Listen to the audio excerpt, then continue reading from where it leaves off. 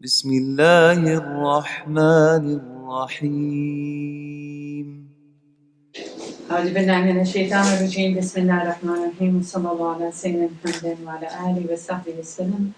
نويت تعلم وتعليم والنفع تفاعل تذكر وتذكير والإفادة والاستفادة وحتى لا تمسك بكتاب الله وسنة رسوله صلى الله عليه وآله وسلم وجعل الهدى ودلالة على الخير ابتغاء وجهه تعالى مرضاته وقربه ثوابه سبحانه وتعالى. يا فاتر يا عليم وافتح لنا فتحا قريبا. يا فاتر يا عليم وافتح لنا فتحا قريبا. يا فاتر يا عليم وافتح لنا فتحا قريبا. اللهم علمنا نتعلم وعلمنا وانفعنا بما تعلمنا وزدنا علما وعملا متقبلا خالصا لوجهك الكريم. Lord, please give me ilma. Oh Allah, please increase us in knowledge. So, Assalamu alaikum. My name is Leila. I live in Dublin, so I'm really close to here, to MCC. MCC is pretty much the main masjid I go to, but you'll find me around in different communities as well. So a little bit about myself. I've mainly studied here in the Bay Area. My main teachers are Imam Zaid and Dr. Rania had taught me. Some other teachers that are no longer here in the Bay Area, but Sheikh Yahya Rodas was one of my main teachers. I turned on the recording. Hopefully this will keep. And I was born and raised in America, but my parents are originally from Yemen. Okay. Oh, so, yeah. Okay. So that would give you a little bit of an idea where I'm from. I was raised in pretty much the Central Valley, but moved to the Bay Area. Never went back to the Central Valley. I love the Bay. So inshallah, we're going to start with the basic of just purification, and hopefully get through the purification, and then go through the prayer as well. I'm going to try to go through certain sections and then give you guys time to answer questions after each question. But if there's any questions to start with, like print, please. Did you want us? Did we need to print out those PDF? I was going to do one. I couldn't do that. That's okay. That's okay. It will help to have one of them there, whether you had it in an electric gadget or you have the printout in front of you. So I will be following it. That way you have to take less notes. You could probably just add to whatever is there. Okay. So which one did you actually? The Glorious Treasure? The Glorious Treasure. That's the first. Yeah, that's good. And I should have said that we really only needed the first part of the Glorious Treasure. Okay. Sorry. I apologize. I was trying to get them because it was such a short notice. I was trying to get to you because it's like to try to buy books and get it would be hard, but I have the PDF of both of these, so that's great. So if you don't have it today, don't worry about it.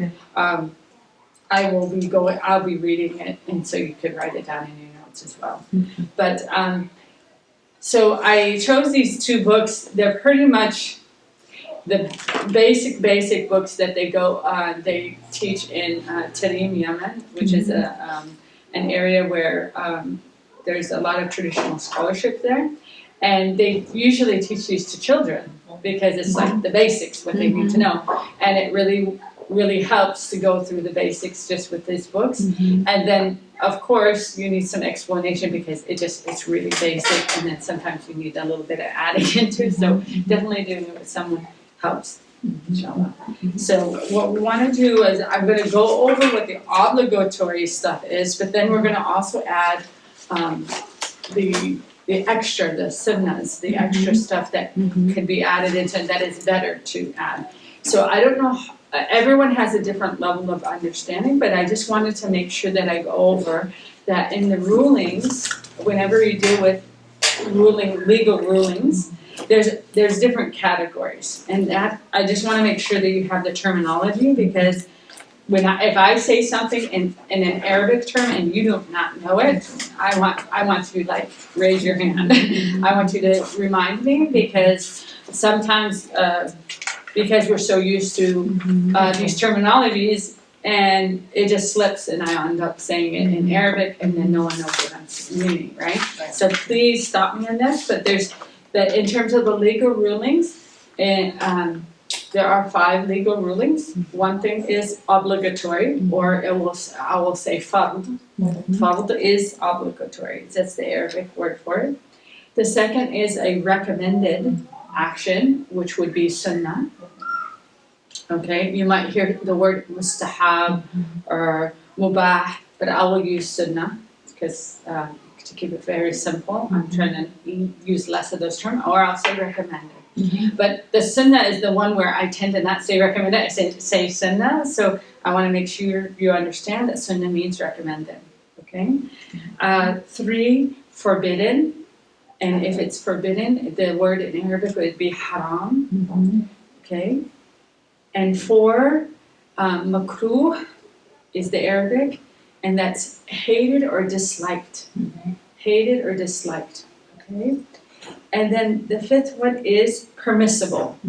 And this one is mubah. Permissible, mubah. So in the school of thought that I'm teaching, I'm following the Imam Shafi. He's the school of thought that I'm following here when I'm teaching you. And in this school of thought, we have the 5 categories. Okay, it's a little bit different if you do another school of thought, but it's not that much different. Like out of all the schools of thoughts, probably 75, they say around 75 to 80% of it is exactly the same. There is a little bit of difference. So if I'm teaching you something, just stick to it if you haven't learned anything else. If you have learned something else, we could take like a little break, for people to rest and get up and stretch. At that time, you can come to me one-on-one. If you've learned extensively in another school, it might be that we'll go case by case in that regard. But if you haven't gotten the basic, like learning where you learned with someone, like really, just take wherever you could get your knowledge, and that's where you should start with. And like you said, stick with the one, yes. And you will find it's there. And I'm a local. I'm not going anywhere. I've been in the area for many years, so I'm around to answer your questions. And as long as you have someone in that school to answer your questions, then you should just stick to that school of thought and not try to cherry pick between schools, because you could be really playing with your the validity of your prayer and stuff like that. It's not that rigid, but it's better to stick to one school of thought because you're going to confuse yourself. Even myself, I've learned, and it's like when they said, "Oh, teach the Hanabi," and I'm like, I know the basics, but because I'm not living it, I feel like I like to stick with my strength. And so I'll do it. I'll do it for kids, like when they're just starting off and they're learning. I've done it for kids, but I choose with adults to want to stick to the one that I practice. So just to clarify, these are 5 legal rulings for purification? No, just legal rulings Just in general. okay. When we're thinking of Islamic law. Islamic law, okay. All right. And the rulings. So someone will say, "Oh, that is forbidden," or "That is recommended," or "That is obligatory." These are like the 5 different rulings. So if there's something that's obligatory, you shouldn't let go of that part. If it's recommended and you're like, "Gosh, that's really hard to do," work your way towards that. Yes. Okay? Because what happens is people say, "You have to do this, you have to do this, you have to do this." You're like, "Boy, this religion is hard." Yes. I'm not going to do prayer at all because someone just made it so difficult that you can't get it done. Right. So what we're trying to do is you really try your 100% best to do the obligatory. Once you got that obligatory, then you add the little recommended, the next one, and the next one, and the next one, and the next one. Because if you try to do it all together at one time, you're going to overwhelm yourself. And that's not the goal of this. The goal of this is for you to be to have a valid purification, and then also a valid prayer, so that way your prayer is accepted by Allah subhanahu wa ta'ala. Okay? Inshallah. That's our goal. And if you're already there and you're like, "I already have that part and I'm there," then we hopefully are teaching you some recommended acts that you're going to then increase that.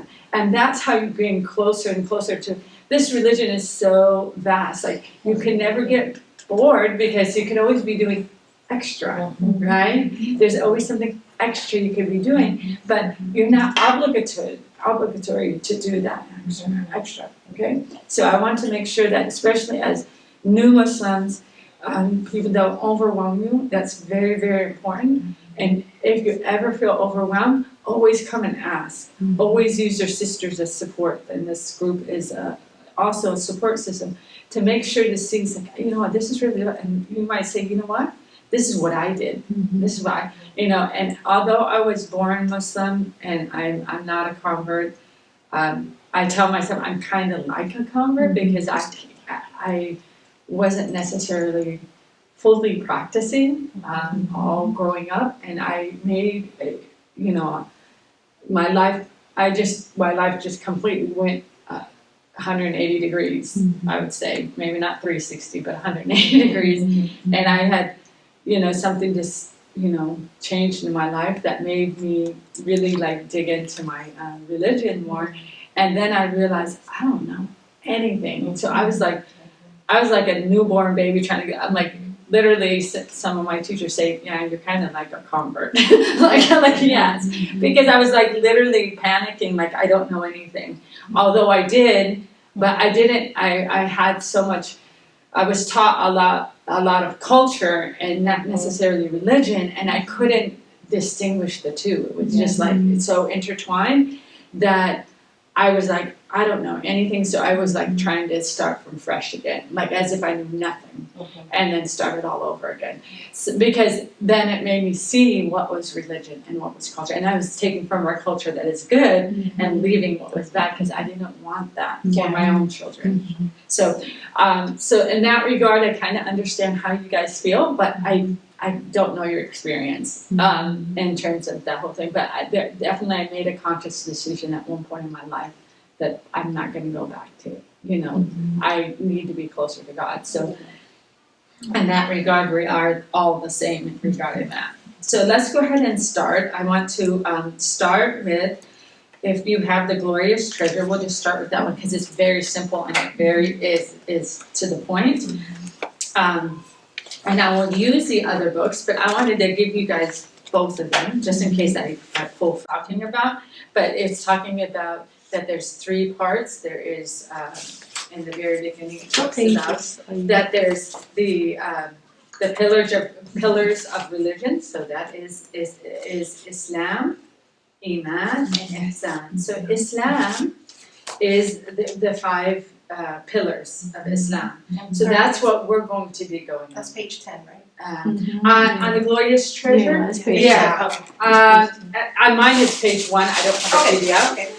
So yeah, it's where it says Bismillah after the introduction, right? So it has Islam, Iman, and Ihsan, okay? And that, so what we're going to be going over is pretty much just the Islam part, okay? The Iman is the belief of the unseen, and the Ihsan is the work of the heart, okay? And when you do the Being Muslim book, it goes over all of the other parts.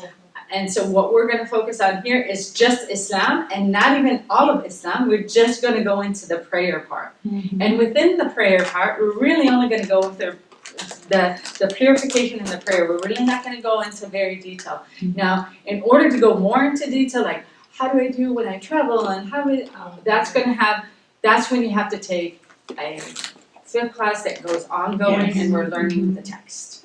And that could be something that, if you're interested in, you know, maybe we could get this going in the future. Okay, but our goal here today is to make sure that you're purifying yourself properly for prayer and your prayer. It's okay. Yes, okay, you please feel free to drink, eat, do whatever you need to do, inshallah. So the first thing is knowing the obligations for purification or wudu. The purification here we're talking about is ablution. They call it ablution in English. It's wudu in Arabic. Okay, so I'm going to use the word wudu from now on. It's easier for me to say than ablution. I don't think we ever say ablution in English. So wudu is much easier to say, and I will be referring to it as wudu. So these are just the obligations, but we'll also talk about the recommended or the sunnah actions of the prayer, of the wudu as well. So before you do any prayer, of course, you need to, before we go into this, you need to be free from your menses or any postnatal bleeding. So that is, if you are on your menses, then you're not obligatory to pray at that time, but you could do so many other things outside of that. So we'll leave that towards the end, and hopefully we'll talk about some of the things you could do when you're on your menses to keep your spiritual high up. And I think it's important also to get that as females in this group. So the obligations for wudu is one, in the Shafi'i madhab, you have to have your intention. And intention is important, and the intention is in the heart. Okay? It's obligatory to have it in the heart, but saying it with the tongue is recommended. Okay? Heart is obligated, tongue isn't. So what would you say? You say, I intend to make wudu. That's it. You want to add, I intend to make wudu for Allah subhanahu wa ta'ala. That would be a valid intention. Okay? The second thing is to wash one's face. To wash one's face. And where is face? Okay? Again, I'm going to obligations and then we'll add the sunnah stuff. But these are the things, if you did not do, your wudu is not valid. Okay? Your wudu is not valid. Any of the other stuff is the extra stuff that if it was missing or you forgot to do it, it would still be valid. Okay? So washing the face is up to where the hairline is, and the widow's peak, when people have that little, like the lowering of the hair, that wouldn't count. But the normal hairline, where the normal hairline grows, two, and because we have hijab on, but if you have your earlobe here, and there's this little flap right before the hole of your earlobe, I know there's a name of it, but I don't know the technical name. I always forget that name. But that's where the face goes from. So from here to there, and if you see your chin bone right here, to the chin bone. So when you wash, make sure you're washing all of that part and go a little bit past the chin then. So that way you make sure you include the whole face. And so valid is one time. Scooping water. Water has to flow over the area. Not wet hands and just wipe it, but actually flowing the water down, and you can help your hands can help the water go. And if you need to take more than one scoop, you can to make that one washing. But the first washing is obligatory. Okay? The first washing is obligatory. The third thing is washing both hands and arms, including the elbows. So the hand is included from the fingertips all the way to the elbow. So again, when we say you have to include the elbow, that's why we say go a little bit further than that. Of course. Yes. Sorry. We were way over there. No one told us. Okay. Everybody got one. Apologies. I figured that. Can I sit? Yeah. So we recorded. So hopefully whatever you missed, we were there. You will I saw have you guys, and then I didn't know they were talking to. That's okay, you made it. That's okay. Okay. So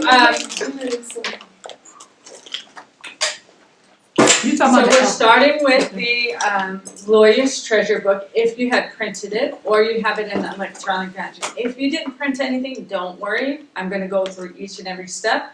Then when you get the document, you could have it at home on top of that. That's why I shared the PDF. If you didn't get the PDF, no problems. Either Aisha or myself will be able to send it to you. We have a WhatsApp thread. If you're not on the WhatsApp thread, we'll email anything to you. If you have an email address, but we'll get that inshallah. And what's the name of the book? It's called The Glorious Treasure. The Glorious Treasure. Can we just do introductions? Yes. I'm going to go back now because we have more people. I want to introduce. I was going to do the same thing. That's why I stopped. So the book that we're going over is Glorious Treasure. And we're starting with the purification, but I want to go around and make sure that everyone kind of like introduce themselves, because I had the other two introduce themselves, and we kind of waited. Don't worry, we waited until like you didn't miss much. It was only about 10 minutes of time. So, but I'm gonna start by introducing myself again, just so you know. My name is Leila, and I live here in close by MCC in Dublin. So I'm going over this text of following the school of Imam al-Shafi'i, and that is the school of thought that I'm teaching here. All the schools of thoughts are about the same. They're about 80%, 75 to 80% exactly the same. And what I told the sisters is once you learn one, it's probably best to just stay into that one, and unless you find a teacher or someone that's going to be teaching in another one and going in intense in that, then that's fine if you need to go into another school of thought, but don't try to mix between the two, because you might be invalidating your prayer in that. And I want to go around and kind of like have you introduce yourself, just your name, where you're actually coming from, and how long you've been Muslim, so that way everyone else could know. I know I just start. My name is Deborah Duarte, coming from San Jose, and really praying 2 months. Only 2 months. 3 months now. 3 months. Okay.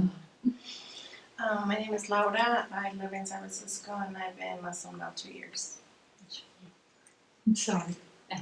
So I always have to do this long thing when I introduce myself. So my name is Tony, but for me, I like to give my birth name and my Muslim name because I honor them both. Yes. Now, my parents gave me Tony. That's what I use in business, but I go by the Muslim name. Also, Jamila, or like some of the time the Egyptians say Gamila, so this is beautiful to me.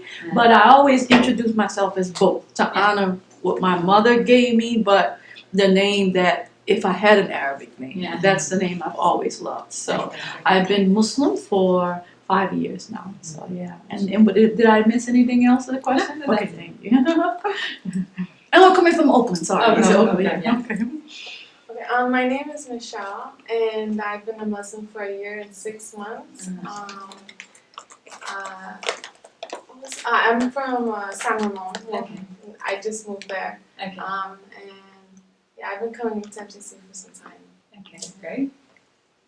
Hi, I'm Valerie, also Hamida. I took Shahada in late 2017, but I haven't really perfected the prayer. I live in San Ramon. Okay, great. Great. So I'm welcome. Yeah. To San Ramon people, your neighbors. So great. I'm glad you guys are here, and like I said, that hopefully this will be a start of MCC providing services for you guys to really understand the religion a little bit more, and at least get the rulings that are kind of hard, because if you go online, there's just so much out there, and you might be mismatching a whole lot of things, and there's some really misinformed information online. So you have to be careful where you get your sources from, especially when it comes to your prayer and purity.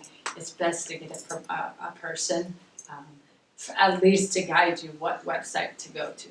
Could you just say a little bit more about the school of thought? Okay. You mentioned that you're following Imam al-Shafi'i. So There's in the Sunni Islam, there is 4 schools of thought, main schools of thought.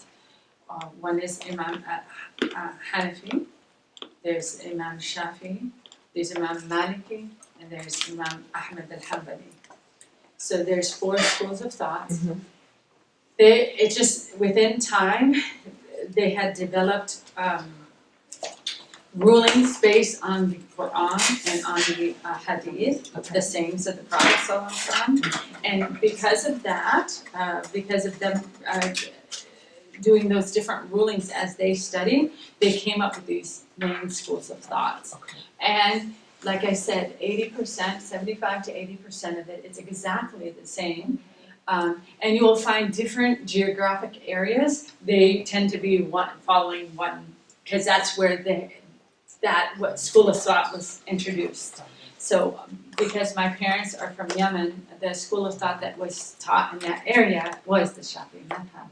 And so that's where I inclined to learn and to go into. Do not translate it, please do let me know. But I will try to always give the English as well as the Arabic, or tell you what the Arabic is that I'm saying and say I'm going to be using this from now on. Okay. And the first thing I said was I'm going to use the word wudu instead of ablution. Ablution is the English. It's easier for me to say wudu. Yeah. And it's good for you to know wudu because you're going to hear it all over every time you go to the masjid, right? Oh, did you do wudu? Or do you need to do wudu? And you know, so these are some terminologies you will need to know. So hopefully. So we started off with obligatory obligation. Obligation, the fard in Arabic, obligation in English, of the wudu. We said the first thing is intention.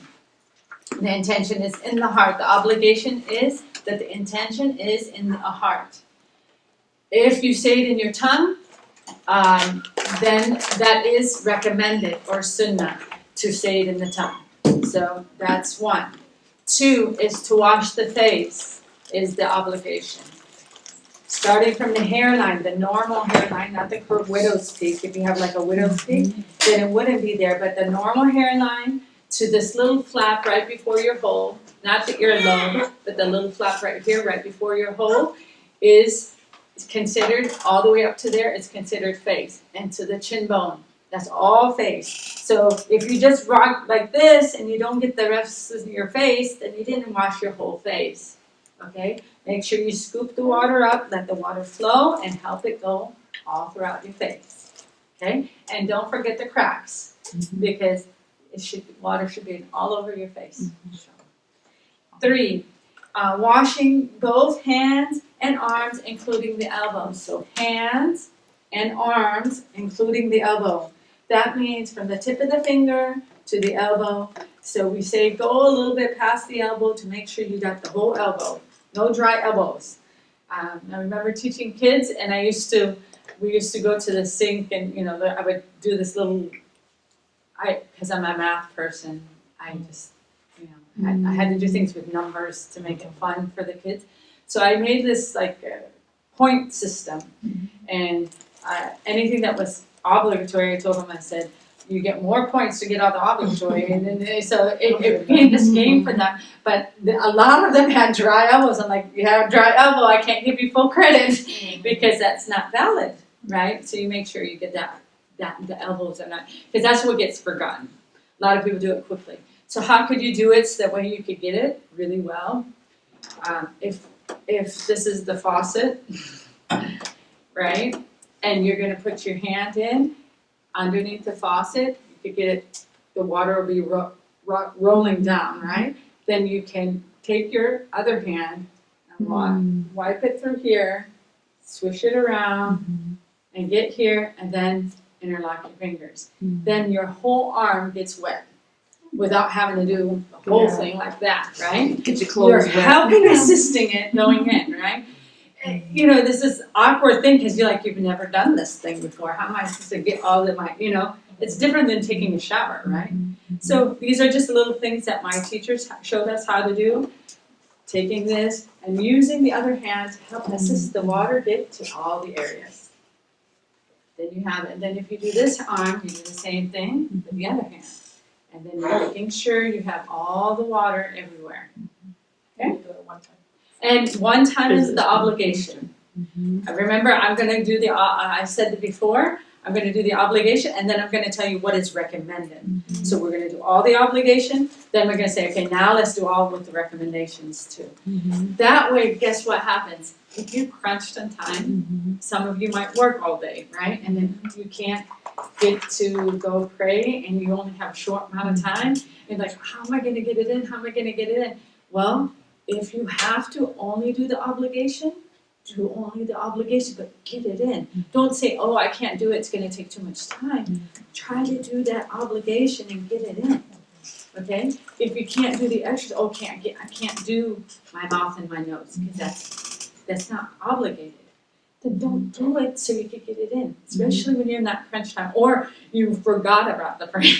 Like you're going and running errands and like, oh my gosh, I forgot to pray and there's only 10 minutes left, right? Or 5 minutes. Even worse, 5 minutes. Yeah, agrees with me. It happens. It happens sometimes to all of us. So this is how we know. If you know what is obligatory, you know I can fit it in because I'll just do the obligatory. And then if you have more time in your home and you have time, then do all the extra. Do all the extra. But we're not, the religion is not meant to be like hard. Yeah. You want to make sure that you're doing your prayers every single prayer. And this is how you're going to be able to do every single prayer, is you don't try to take on too much. I'm glad you clarified that because I work. I've been working full time, since I became Muslim. And the challenge that I faced was making sure you do proper wudu. Yeah. And The wudu is the hardest. It's like, how do I get it in? How do I got the sink, it's in the bathroom, just, I don't want to get full wet feet, all of so just explaining if you're short on time, what is obligatory. And it's not something that you should make a habit of doing, but it happens. It's life happens, right? So that's why I'm telling you what you do, and this is important, especially when you're first learning, that you don't overwhelm yourself. Because if you're so excited, I want to do this, and I'm looking at her because Deborah's still new, and I'm like, you want to do this, you want to do this, and then guess what's going to happen 6 months later or even less? You're going to do nothing. You're not going to do any of it. So we don't want that. We want you to gradually get in it. Because anything that you do small and consistent and you do it every time, you're going to do it. And then you're going to add a little bit more and add a little bit more and add a little more. And that's what's going to, it's just like when we teach kids. We don't teach them how to do everything all at one time. They're not going to do it. They can't handle it. Same thing. Just think of yourself as a baby right now. You're going to take one step at a time, right? We don't teach the baby to go from sitting to walking, right? They're going to sit, then they're going to scoot a little bit, then they're going to crawl, then they're going to, then they're going to be touching the table and walking, and then they're going to walk, right? Unless it was my son. My son just wanted to go from standing to walking, and it's like, okay, what are you doing? You're going to kill yourself. But that's, the normal progression is you don't do that, right? So that's the same thing. Think of your religion as the same thing. This is not a race. It's like a marathon. You're taking your time, right? You're going to get there eventually. Okay. And hopefully, like I said, we will be here together trying to make sure that you're in the right path. So 4 is, remember I said washing? This time I'm saying wipe. Okay, this is wipe part of the head. So for the Shafi'i madhab, and this is where I really like the Shafi'i madhab, and I'm going to talk about how other madhabs are different, because you want to, just because you're one school of thought, madhab is school of thought, sorry. Just because you're one school of thought, it's nice to respect the other school of thought. Okay? It's nice, right? So I like to show what it is in our school of thought, but if I know that the other school of thought wants you to do a little extra, I'm going to tell you about that little extra. Because you should do that little extra.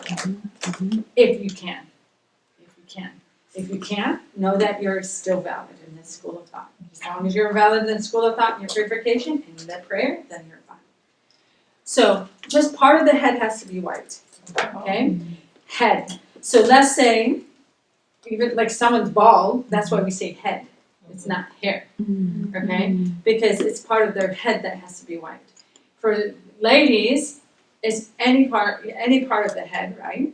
So let's say you have your hijab, you could literally just take your finger and go inside and wipe part of your head. That would be valid. So it doesn't have to be soaked so you can get all the way to the scalp. Okay. It's a wipe. So your hands are wet and you wipe part of your head. Now, if you're in a public restroom or at work or something, then maybe you're only going to be doing a little bit, right? But if you're at home, your hijab is off, your scarf is off, you could take it off and you actually wet your hand. And if you were going to do it the proper way, like the best way, then you would take your hand, you would go all the way back. If you didn't have long hair, you would go forward and back again. Mhm. But if you don't, and if you're like at work or in a public restroom, because when I'm in the public restroom, I do not like to take off all Yes. my, everything in front of everyone. I just don't. I'm used to always having my scarf on, and I don't feel comfortable doing that in a public restroom. So I loosen my scarf, I get my face, and then I take my wet hand and I just go, and I put back everything on, and then I finish everything else up, right? That way I don't have to expose myself. In our school of thought, you could do that very, very simply, and you're done. So it could just be here. You don't have to like. Yeah, it's just there. Okay. But if you're home, like I said, wet the whole hand, Mhm. go back. If you don't have long hair, if you have short hair, you could go then, forward and back. That would be a valid wipe, like a full valid wipe with all the recommendations. And one time. Is the the fard, the obligatory is one time. We'll talk about the sunnahs later on, then we'll be doing it multiple times. How do you spell Fard, obligatory, the fard is F-A, and then they say D-H for the Okay. law. Because there's no law in English, Yeah. so they would do D-H. Fard. Okay.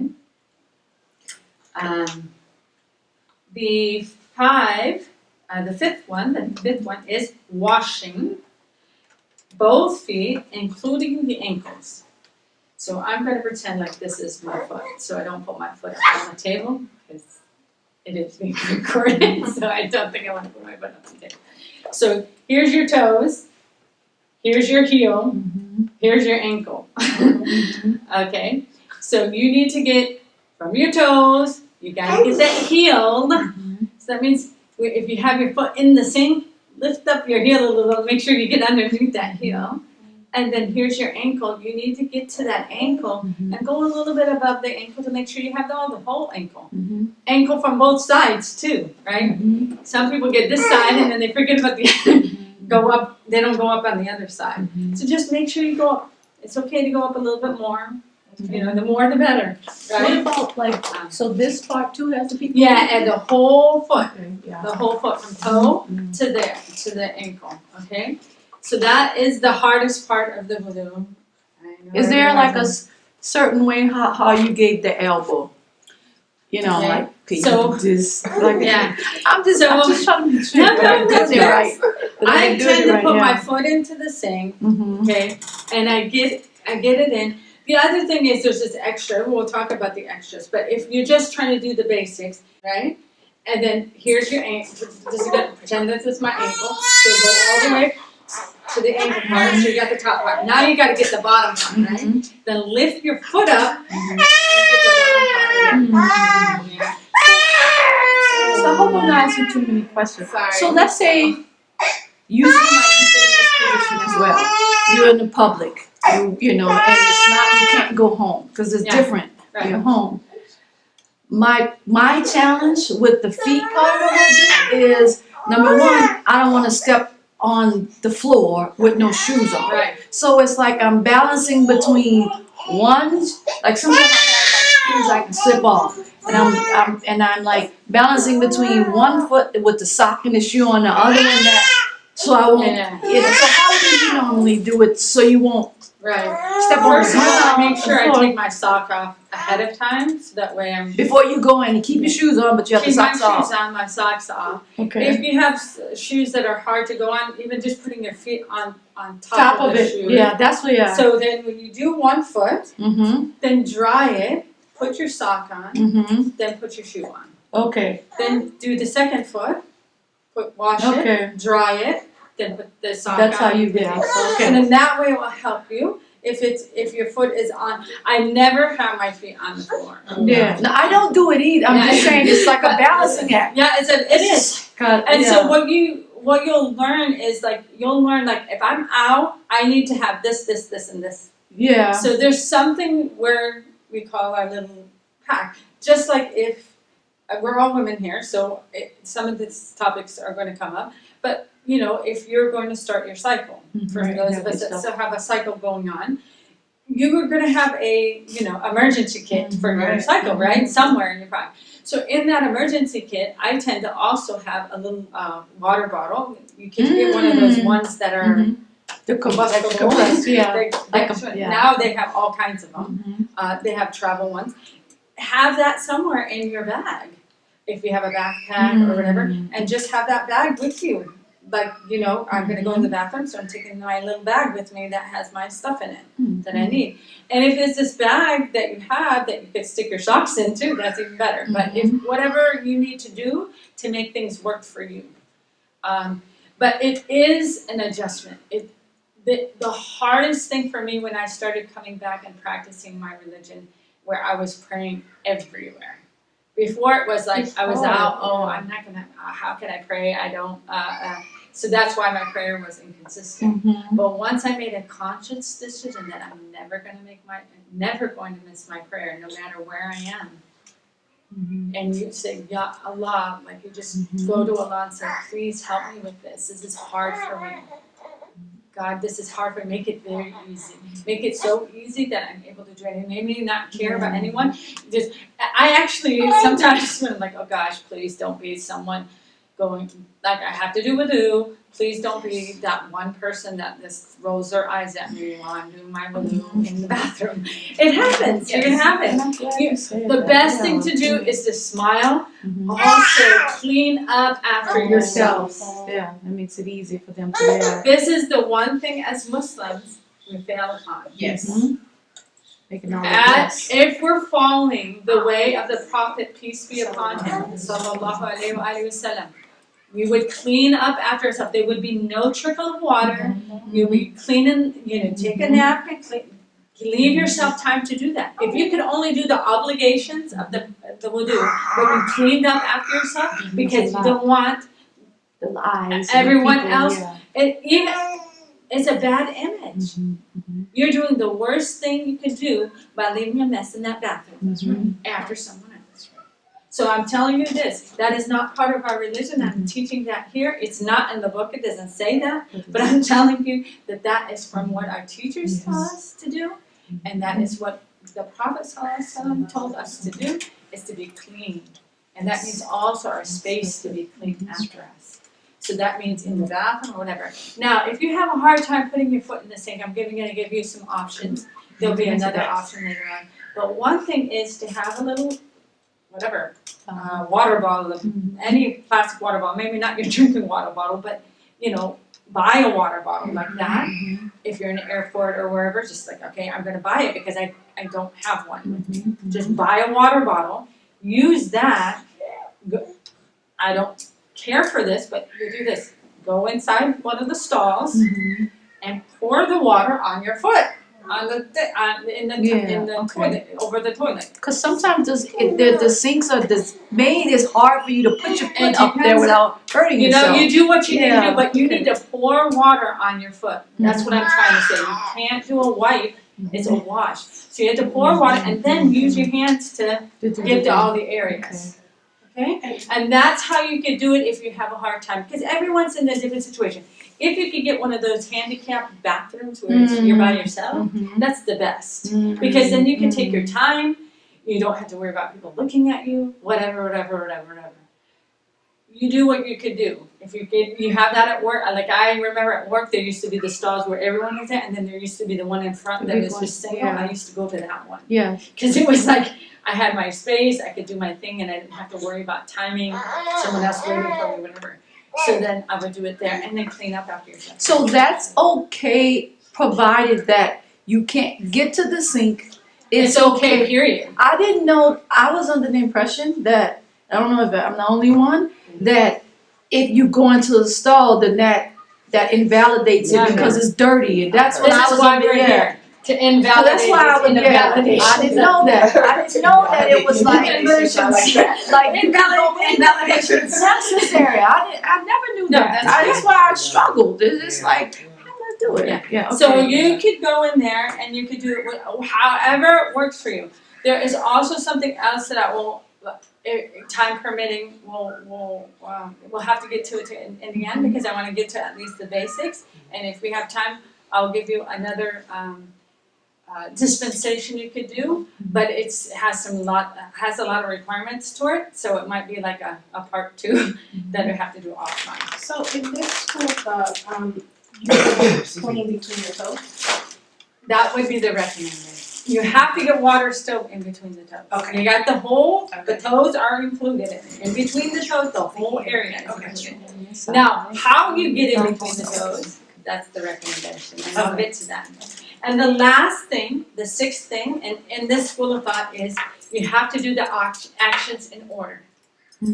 This is specific to the Shafi'i madhab, I believe. I don't know that it is so meaning, let's say you forgot in this process, you go, oh shoot, I didn't wipe my head. And you already got your foot down. You did your feet down. You're gonna hate me because you gotta go back and wipe that head, but then you gotta do everything after that again. So meaning that you have to do your feet over again. So it's Because order is important in the Shafi'i method. It has to be in this order. So if you forgot the head, you go back and do the head, anything else that comes after the head. So, face is what, So intention, face, face. arms, Arms, hands and okay. arms. Then I missed the head, right? And I went to the feet.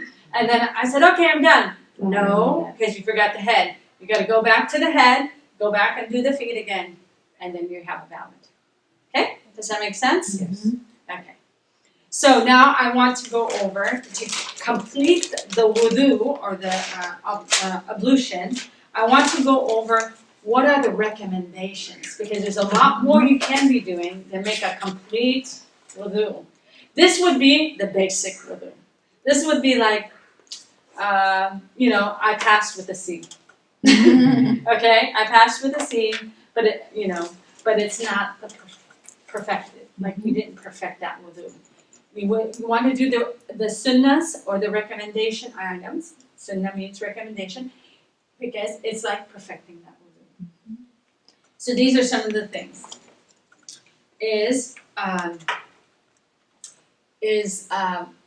Brushing one's teeth or using what they call a siwak. And I have one of them here. It's one of these things. It's a wooden stick, and they cut up the top. And the sunnah way to hold it is actually this way. With the 2 fingers, and then you hold your thumb that way, and then you do a figure 8 in your mouth. Like that, to brush your teeth with. And then they do the tongue, and then that. So usually, yes. Do you have to open it up? I mean, is that open? I'm Yes, sorry, I this can't one up on the top. Yeah, you gotta take So that. it's usually all like this in the beginning, like this tip.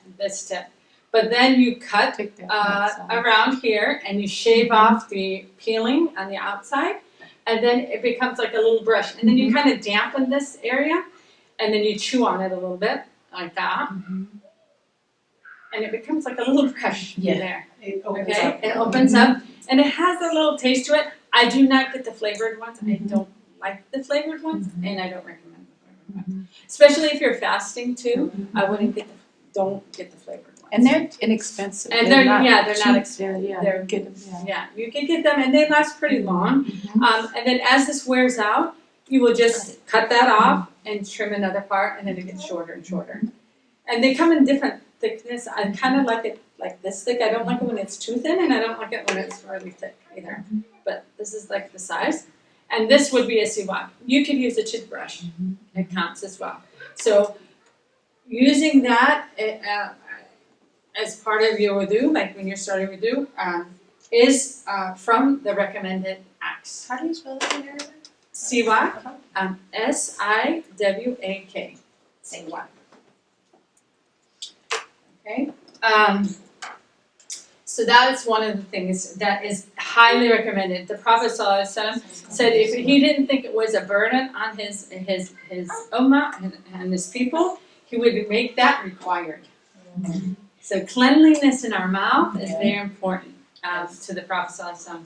It's one of the things of our deen. So having this, people do this before a lesson, before they teach, before they read Quran, before they do wudu, before they do prayer. They use the siwak all the time. And Tarim Yemen, subhanAllah, the lady we had class, Before class, they would do it. Before they're teaching us, they're doing it. When they're before their prayer, they're doing. I was amazed because they were implementing what they were telling us to do. And I have it, and then half the time I forget to do it. But that consistency, like, you know, these are little things that you can do extra. Right. Okay, that's what I'm trying to say. So, but after you do that, you don't have to rinse. No, you don't have to rinse. It's just the motion of cleaning the teeth a little bit from the whatever. But what happens is we're going to have the recommendation acts. You'll see what else we have to do in the prayer. The wudu, and there is a time where we rinse. So if you were doing your wudu, now we're going to do a wudu with all the recommended acts. So the first thing is you're going to ask for a siwak. You're going to come and you do your siwak and you're going to brush your teeth. Then you're going to go in, and you made your intention first that you're going to do wudu. Now you're going to, and in your intention you should also say Bismillah. So does everyone know what Bismillah is? Yes. So Bismillah in the name of Allah. Okay, that's what Bismillah is. So you always say, if you can't say it in English, you learn to say it in Arabic, Bismillah. Just because now you're going to get used to saying a lot of things in Arabic, right? So these are one of the main things to learn is Bismillah. And always saying Bismillah anytime you start something. So it is sunnah, or recommended to say Bismillah. Is it fard? Is it obligatory? No. If you forgot to do it, it doesn't invalidate it. It's just that you lost some of the blessings. Okay? We're trying to get all the blessings in our purification. So these sunnahs are the blessings that you're adding to your purification. Okay? If you want to think of it that way. Every time, it's just like adding, when you're cooking, you're adding all the spices, right? And it just adds flavor to your food. But this is going to add flavor to your food. And it's going to bring you, hopefully, closer to Allah subhanahu wa ta'ala. And the things that, doing the recommendation stuff in wudu is actually going to help you stay focused in your prayer. So if you're just doing the short side of it, it's going to affect your prayer. But if you're going to do the extra, you're going to see it. If you're going to take time in your wudu, and you're going to do those extra steps, it's going to affect your prayer. It definitely will, like your state. When you rush your wudu, you're going to find that your prayer will be rushed. If you slow down in your wudu, you're going to see that your prayer is going to be more slow. Okay? So saying Bismillah and saying your intention actually is the very first thing. Then you're going to do your siwak, because you should always start with the Bismillah and the intention. Sorry. And then the third thing is, so you're going to take a handful of water at this point, and you're going to rinse out your mouth and rinse out your nose. And the highly recommended is to only have 3 scoops, but some people do it different ways. So I'm going to show you the highly recommended is to take 1 scoop of water, go in your mouth, kind of swish it around, spit it out, then take that same water, you still have some water in your thing, and you're going to sniff it up your nose, not up all the way, just a little bit, to clean out anything that might be residuing by your nose, and then taking it out with your left. So your right hand, you have the scoop of water, the left hand, you're scooping things out.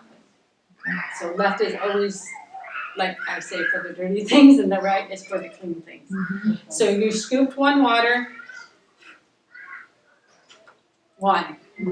Scoop another water, 2. Scoop another one, 3. That's 3 washings. 3 washings of the mouth and the nose. It happened together, but with 3 scoops of water only. That's the sunnah, a way of doing it. Some people do the mouth 3 times, then they do the nose 3 times. That's 6 scoops. Okay? Notice that's 6 scoops. Remember, in our religion, odd is always what Allah loves. Allah loves the odd. So we always try to do things, if you notice things are odd, either you're doing 1 or you're doing 3. The obligation is 1, odd. The sunnah or the recommendation is 3, odd.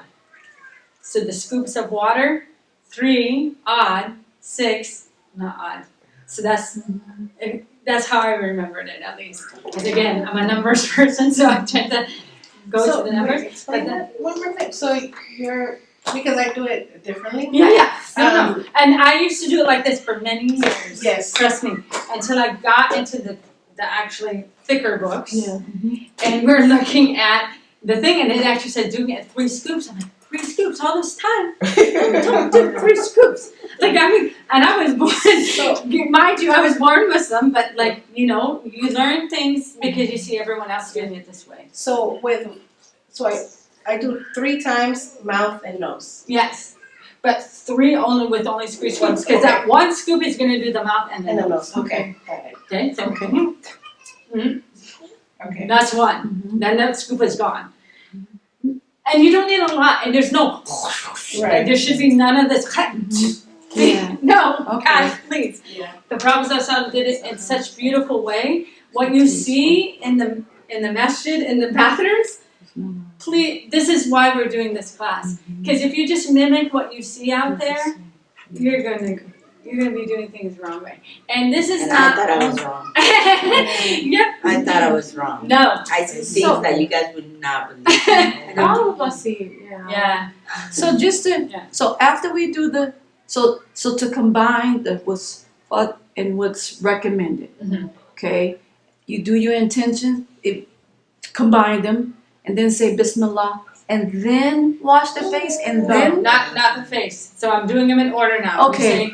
We're doing the sunnah now. We said first intention and the basmala. yes, okay, Okay, and the basmala we're doing bismillah. yeah, Then we said do your siwak. If you wanna do okay. your So you do so okay. do your siwak. Okay. So I you thought I did that. missed something. Yeah. Okay. The third thing is we're doing our mouth and nose before we even start our face. We haven't even Okay, started all our right. face That's yet. what I was Nothing confused else. on. That was So now before do you you have a start the question? face. Or did I answer? Oh yeah. Actually, I did. Yes. Go ahead. Sorry. So, I would think of it before as like the mouth and the nose were separate. Yes. Like just like when you continue with everything else, Yes. it's like a one step. But is it just that, of course, Prophet Muhammad sallallahu alaihi wasallam, that's the way he would do it, kind of Yeah. like to get it not too down with the Yeah. line in a way, like Yeah. It's there's multiple ways maybe that he has done it because there is if you can't get it in the 3 scoops and you did it 6 scoops, it's still okay. It's just not the preferred recommended way to do it. It's still recommended to do it. So if you did it that way, it's still okay.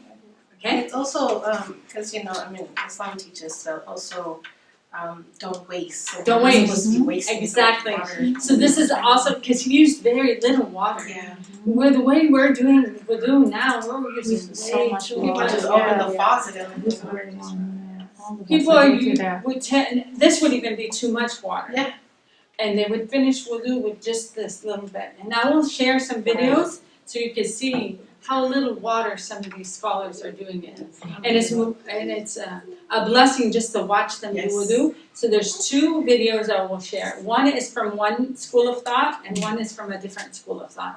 But either one, the scholars, you will see how little water they use to do wudu. Okay? And then you'll see how they do a little bit different. And it's okay. But I want you to see that one's going to do it one way, one's going to do that way, and I'll let you know which one is what school of thought, so that way you're not confused. Because if you go and see someone do something different, don't worry about it. Just do your thing. You've learned this, just do it the way we're saying, and don't argue with someone else because they might be using it to another school of thought. Or they might be ignorant and just didn't learn. And they might not be ready to hear what you have to say. And so yes, that's what's the majority out there. There's some people that just never learn. I was like that for many years. So I can't look at anyone. But once I learned, I'm like, I want to try to teach people to know it the right way. And that's why when Aisha came up to me, I'm like, well, we gotta do this. We have to teach them if they don't know, if they're asking, we gotta get you together so we can learn this the right way. Okay? And so this hopefully is the start of you being able to learn it the right way. Okay. Okay, so then that was number 3. Okay? So number 4,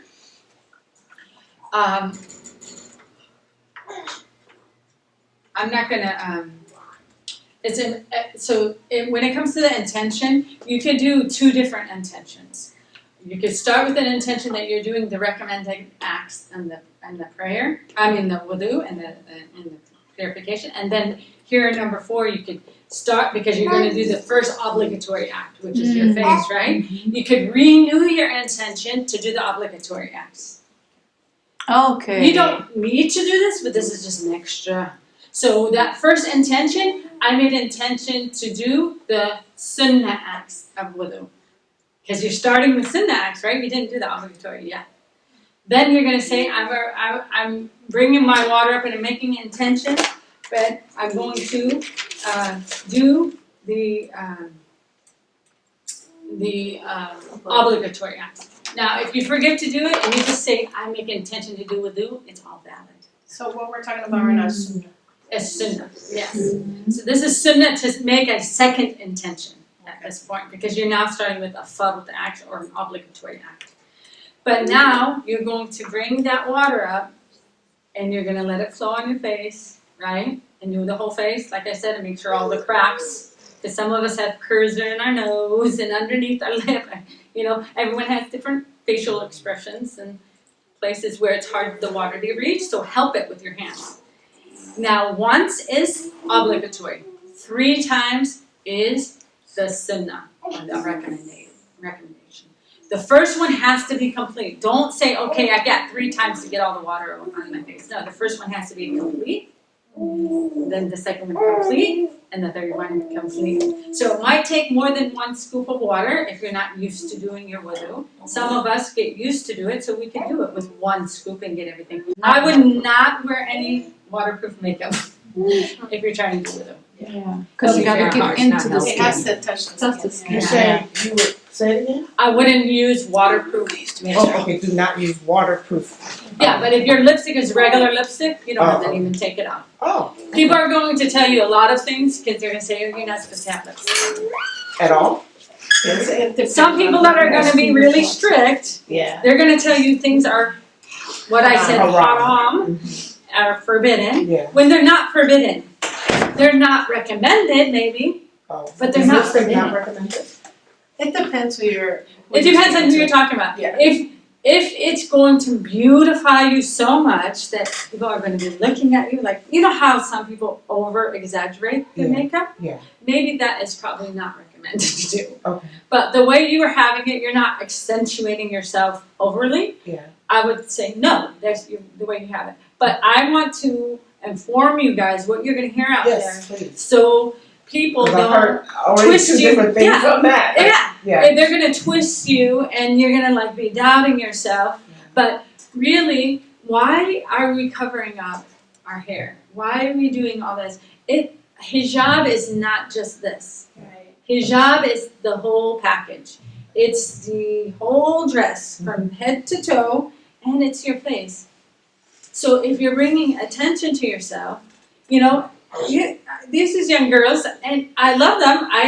I taught them since they were little, and they love to wear the hijab from back and then show the big old earrings, and you know, it's good, it's beautiful, it's nice. Is it preferred? Like, is it the best way? No, but it's still, that's where their level is. So I can't say, oh, what you're doing is haram, it's haram. No, she's just not there yet. Let her be. When she's ready, she's ready. Just like hijab. Do we tell everyone that right when they become Muslim, you have to wear hijab? No, because people do. But will I? No, I didn't wear hijab when I was supposed to, right when I hit puberty, when I was younger. I came to it, and now I have it, and it's great. But there's some people that they struggle with hijab, and it's okay. They're still Muslim. Just as long as you have that hijab on when you're praying, then that's wrong, because then you have to cover up for prayer. There's certain things that you do have to cover up for. That's a sacred meeting with Allah, and you need to be in that sacred way for your meeting with Allah. Okay? And so maybe this is why they tell you take off your lipstick, because now you're having your meeting with Allah. Right. Why you have lipstick on when you're meeting with Allah? Right. So this is why they're telling you to. Yeah. You know what I mean? Because Right. they want you to have that extra ihsan, what they call I don't have ihsan. a problem with it. I Yeah. just didn't hear you mention it, so No, I was just like, no. okay, I just want to No. know, kind of. I'm telling you, you can have what you have on as long as it's, I don't know if it's waterproof or not, you know that. Yeah. But if it was a waterproof lipstick or a waterproof mascara, a lot of people that have the waterproof mascara especially, or lipstick, I tell them don't wear waterproof makeup. Oh. Because then you could just, you know, your lotion, your makeup, whatever, you could just go right over it. But if it's waterproof, there's a problem. It's the same Because the water doesn't go into the skin. It's also the same with nail polish. Yeah. In order for you to do wudu, you have to take your nail polish off if it's not waterproof nail polish. And there's this because it needs to get in, it needs to touch your skin, so you cannot have The skin of your nail. Well, your nail is not. Yeah, skin. yeah. But the nails are right. part of your fingers. yes. So. And there's this, I can't remember the website, but there is this Muslim sister who has nail polish that's actually okay. Yeah, no, I know. And it only has to be one coat though, in order for you to be okay to do wudu. So there's these little So nuances. treatments and stuff like that on your nails, that's, I guess that's no, because I don't see anybody else. That's okay.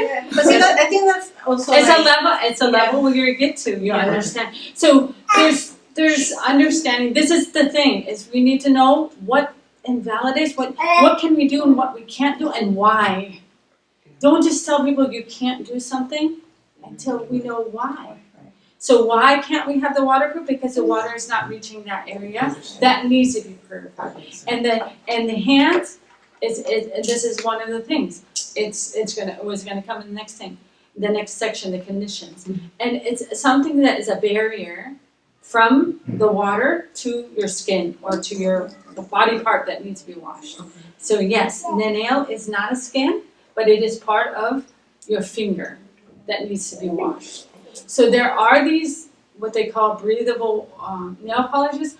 Personally, I've seen some videos and I don't even do those, only because in the videos they're rubbing in order for the water to penetrate in when they do the test, and I don't know how I mean, how accurate would that be? Because I'm not gonna, when I do wudu, I don't rub each one of my fingernails. Right. So then I'm scared that my wudu will not be valid. But there are scholars and there are scholars that approve these. I just can't be the one to tell you to do it because I've seen the videos and I'm like, I don't do that when I do wudu. I don't do each finger like this. Yeah. I just let the water run. So to make my wudu easy for me, because that was the hardest part for me, and I used to do the whole nail thing and everything too. I mean, I used to get my nails, and so these are things that went away as I learned my skin. Like I can have my lipstick on, but I can't do my nails. Like not the way I was doing it. It's okay. So you'll find other means of doing your nails that might work, like this breathable thing. I would look into it, make sure you have the right type, find out the rulings of it before you just jump into something. That's all I have. So is your prayer, your wudu not valid? If there's a barrier, then unfortunately your wudu would be invalid.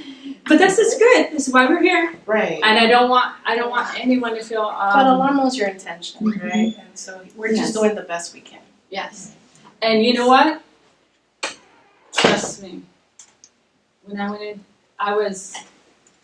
I was born Muslim, and I went into my class and I learned things that I was doing wrong, and I'm like, I was in tears. I came out of the room in tears, and I felt a lot of guilt because like I should know this. I should know this. I had no excuse. For me, when you tell me that, I'm like, you're a new Muslim. Like, I blame the people that brought you, that didn't tell you when they were sitting with you when you first became Muslim. But this is where you need to come to a conscious decision. What do you want to do? What's your relationship with Allah, and how are you going to get there? And inshallah, Allah will help you. We're all here to support you. At the end of the day, it's between you and Him. Yeah. But I have one in India. I don't know where this is. They told me no. Nail polish is not allowed, and I said okay, why? Because I always ask everything. I said one of the thing is, we don't know when we're leaving, and when you die, and they're cleaning the body, the nail polish cannot get out or something like that. It's like, so that is the biggest thing why they do not use nail polish. Can I tell you something that happened to me last Ramadan? And it was so difficult. I was asked to go and wash, someone passed away, and the normal lady that washes the body had an emergency with a family emergency. She had to go to LA. They needed someone to wash the body, because when someone dies, they need to wash the body before they bury it. And as a female, and in the area, they didn't have enough people, so Sister Amina here from MCC called me, said, can you go? And I'm like, Bismillah, I guess we're going. So we'll go all the way from here to Oakland. Me and her go, she goes, I go to pick her up, and then we go there. We go there and we do the washing, and there's other ladies there. We wash this lady's body, and at the end, we look and we're like, her toes, she has nail polish on her toes. I'm like, does anyone have nail polish remover? I'm like looking at this person, and it's the last minute, like we didn't notice it until the very, very end. Because it wasn't on her hands, it was on her toes. And I'm looking at Amina, and she's looking at me, I'm like, I don't have nail polish remover. I didn't have it in my bag of stuff to take to wash. Because I didn't even think of it, because I don't wear nail polish anymore. So I didn't even think to bring some, just in case. We had to bury the sister with the nail polish on, because we didn't have anything to take it off with. And that sister got buried, and I felt the amana on my shoulders, because I was supposed to be the one. Right. And I just have this weight. Every time someone talks about nail polish, I see this her in front of me. I can't, I still see her in front of me right now with the nail polish on her toes. If that's going to change anyone's mind about nail polish, like you said, you brought it up about the thing, and when you said that, I'm like, now I have to say it. And I'm not saying it in a recording, which it's important. So we know why.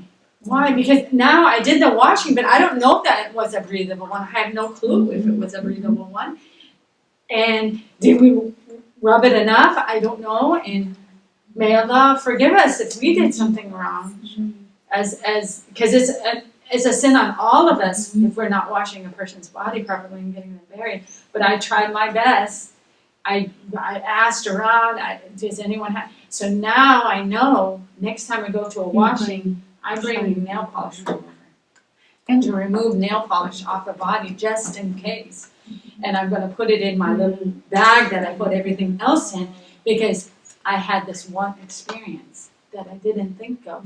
That changed. That changed my mind. And like it was said, it's a process, you know. When we become Muslim, we can't. It's like the baby. You don't learn everything all at one time. It's a process that you have to get through. So for instance, I used to wear polish a lot, you know, especially on not on my nails, but on my toes. And it was a process for me to get to that point where because for a lot, especially as women, it's a vanity. It's okay. It's nothing, no judgment. It's because for a part of us who we are as women is how we feel about ourselves. And beauty plays a role in that. And so it's a process to get to that point where and this is before I learned about breathable. I just decided. I made the choice. And then I learned about breathable.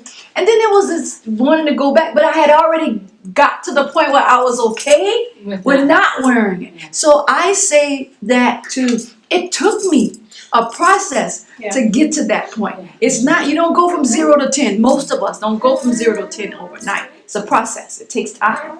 Okay, so I'm going to get us back to 3 times. Okay. Well, good. I didn't miss it. 5,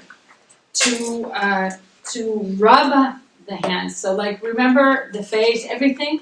The sunnah is to rub the limbs, not just to have the water flow on. That would be the obligatory, is making sure water gets everywhere. But rubbing the limbs. That's why when I was showing you how to do the arms like this, when I told you to do it like that to get all the water in, here's the sink, the water's coming down, and then you're helping it. We're already rubbing. So now we're doing the sunnah because we're rubbing. And in the school of thought of the Maliki school, they have to rub. It's obligatory. So it's good to know to rub because now you're making yourself in line with the other school of thoughts. So you see how the school of thoughts are not fighting with one another, that are not drastically different. It's just one says it's this one's obligatory versus that. And so if you want us to be in a line with each other, if you do all the sunnahs that I say, all the recommendation, you'll be covered in the other school of thought. You'll be covered with the other school of thoughts. So that's why we try to do the sunnah, because we're going to now perfect our prayer, our wudu, and it'll be to the perfection. And we'll have the more closeness and the more blessings in our wudu. If later, can you address how to deal with dry skin? I mean, particularly among darker skin. Like, we've struggled with the dry, like more so than the average person. When dry you skin. take a shower, it's Yeah. sunnah to oil your body. So the Prophet ﷺ used olive oil. Okay. So whatever kind of moisturizer. So that's okay. So use moisturizer, especially in the winter month. Mm-hmm. Your heels are going to be very, very dry. Mm-hmm. My recommendation is to always moisten your feet up with some kind of oil, lotions. I do it. I just didn't know if there was any type of Yeah.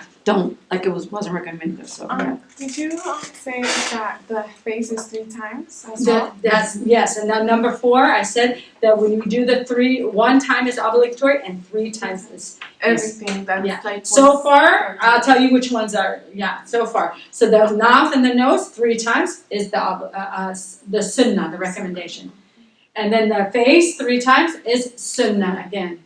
Okay, and then now we have the rubbing of the arms is a sunnah, right? And it is also 3 times. Okay, for the sunnah. So rubbing of the face, rubbing of the arms, in general a sunnah, but also the arms, doing it 3 times. Okay, so the whole 3 times is a sunnah in itself because you're going to see it coming and the different actions 3 times. Okay, the head again. Here's where we might be different from another madhab because in the head, remember I said you only need to do any part. That's just the obligatory. Now, if you're going to do the sunnah, you're going to wet your hands. You're going to go all the way back. Like that, if you're going to do the whole sunnah. You take your hands, wet hands, not scoop water. You're not washing, you're wiping. So you're wiping, and then if you don't have long hair, you would go back. So if you're a man, for example, or a guy that is bald, you would just go and go, right? And if you, as a woman, have short hair too, you could do that too, and be fine. It's not meant to mess up your hair, it's just meant like that's why for women it's only one way, because if you go like this, your hair is off. and that's 1 time sunnah, but just all the way to one the back. time is fard. Oh, what's this? 3 times is sunnah. This is where we're different than I think the Hanafi and the Maliki, they don't do it 3 times. Okay. So for the Shafi'i madhab, for this school of thought, we do it 3 times if you want to do sunnah. If you've only done it once, it's still valid. So don't worry about So it. how do you deal with thick hair to do it the sunnah? Like, it has to get wet all the way to You're not wetting, you just wet hands and you're just wiping. Okay. So it's not like your hair is really getting wet. Okay. Because But you're going all the way to literally the back. wetting That's your not hair. good for us. Yeah, I know. You know what? My mom has nappy hair, so I totally know she has to go get her hair straightened. I don't have that issue. I took from my dad's side, but my mom and 2 of my sisters have that same problem. But my mom really has the problem, and now that she's older, she can't brush it, so we have to take her to get it done. Otherwise, she can't brush her hair at all. It's just too hard for her. So totally understand. And for her, it's the same thing. She doesn't wash her hair as much as I have to wash my hair. Because if I don't wash my hair that much, then it'd be too oily, right? But for her, it gets dried out. The science of the hair. Totally understand. The science of hair, yeah. Because they used to all say, oh, we all want to have hair like Leila. I'm like, okay. And I wanted to have hair like theirs because mine was too straight. And we're all not satisfied, right? So everyone just has their issues. But yes, Okay. we have issues That like explains that, because I wasn't sure about. No, it's how you not about address it when you have wetting your yeah. hair. It's Thick about hair. just the wiping process. Okay. That's it. Yes. Okay. Okay. The next one is the ears. So the ears, you'll find people doing it so many different ways, but pretty much it's just wiping the ears. Again, wet hands, not putting water inside your ears. You're gonna be getting ear infections probably or something like that. No, that's not what it is. Wipe, again, wetting your ears. And then there's different ways of doing it, but what I had learned is using these 3 fingers right here. So you're wetting it, and the first 2, you're going to use, actually, these 2 fingers, and then you're going to use the pinky one. But anyways, you wipe all your hand, and then you're going to take your earlobe, and this one's going to go from behind the ear, and this one's going in, not inside, but in the inner ear, and then you're going to just kind of like take your ear like that. Like that. And these little 2 things in the hole. Okay. Boom. That would be 1. Wet your hands. 2. Wet your hands. 3. Now, people have done it many different ways. There's no, that's just the way it was taught by my teachers, and it's easy, and I've gotten a rhythm of doing it that way. If you just did like this, then that'd be fine. Just, it's wiping the ears. So there's no fart for the ears. It's No just fart. 3. It's just Just the 3 three. and Sunnah. wiping, and it's Okay. sunnah. Okay. Yeah. Good. Okay. So the mouth and the nose, there's no fard, right? It's all sunnah. The Mhm. ears is all sunnah.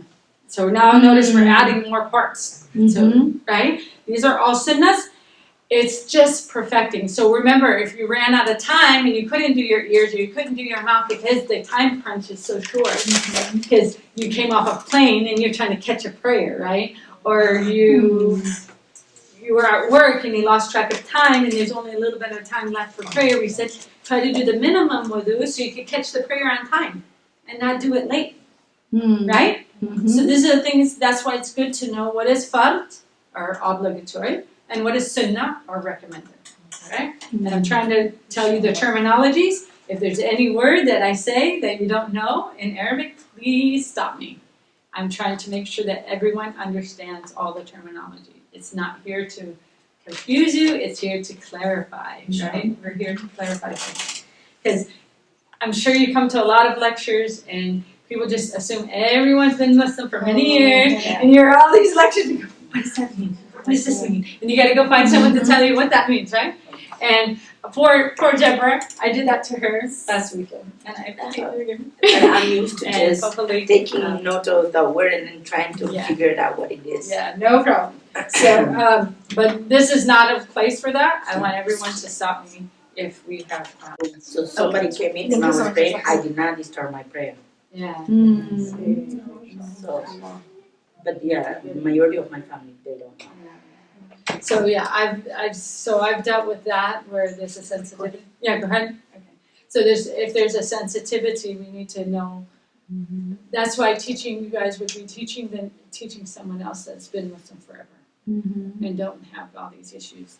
Exactly. I want you guys to feel comfortable because everyone's situation is different. To answer Thank you for whatever. acknowledging that, because sometimes people don't recognize, people who are born Muslims that teaching classes, they don't recognize the struggle we go through. Yeah. We have cultural stuff, family stuff that goes along with us progressing as Muslims.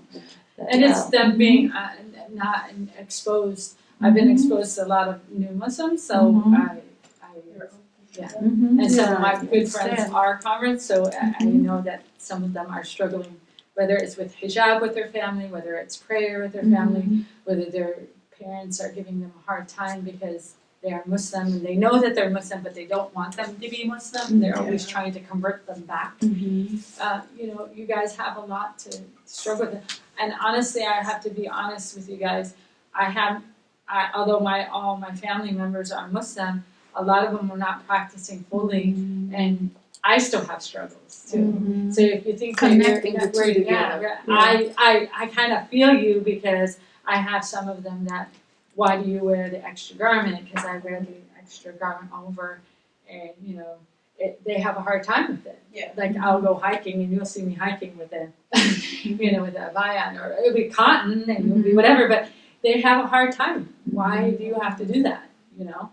And so I'm like one of the few wearing hijab in my family. So I know I have a struggle too. And So I know that you acknowledging must the have done. same, it's similar, and being able to share it. So let's go back to this, inshallah. The feet is the last part that I wanted to talk about. And the feet, again, is the same thing.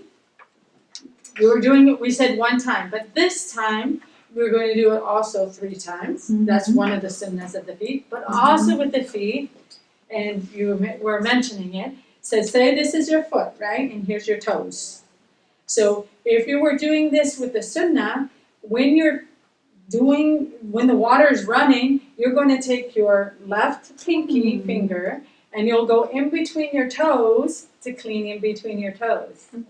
Okay? So you'll go from the small pinky toe to the big toe.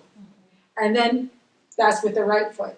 Then you're going to go to the left foot, and then you have your big toe first to your pinky toe. That's the order. So it's kind of the order of your hand. You go ding, ding. Okay? Just think, it's very logical if you look at it. So here's your toes, right? Small to big, big to small. 3 times. That's how you got it. So you're going to clean your foot 3 times. So what I normally do is let the water flow, and I do my toes first. In between my toes first, and then I wash the rest of my foot. Yes, that's right. Then I do it 3 times. Okay? Then I go to my left foot. Right? But my left foot, I'm not using my right hand, I'm still using my I'm using because I'm using my hands as hard. But if my foot was up here, I would be using my left pinky toe. Why do I use my left? Because left first the dirty stuff, and like your feet, think of feet dirty in between your toes might be dirty. So that's why you do that. This is, again, perfecting the wudu. Do you do it all the time? Do people always do it all the time? Maybe not, but when you're home and you're in a relaxed environment and you have time and you want to perfect that wudu, this is how you can perfect it. Okay? And remember what I said, lift the back of your heel and make sure you get that dry part of your heel. This is why it's so important that we moisturize our feet, because if you have dry feet and you're not getting the heels, then that's a lot of people that go walk barefooted tend to have the dry heels even more, right? Because, it dries up, your feet dries up. So I just say moisturize it, especially if you're doing wudu a lot. It'll get dry in the winter months, especially. Okay, especially. So I just giving you recommendations for things that make it easier to do that wudu. This kind of wraps up our wudu section. There are some conditions, and I'm going to quickly go over it. It is in the Glorious Treasure on page 4 of the book, and the PDF, it might be a different page number. What is it under? It says the conditions of wudu are that's 8. 13. So it's 13 on the PDF, page 4 on the page number of the book, if you look up on the top. So these are the conditions of your wudu. You have to have Islam. You have to be the age of discrimination, which means 7 or up, usually it means. Purity from menstruation, or I had told you about that.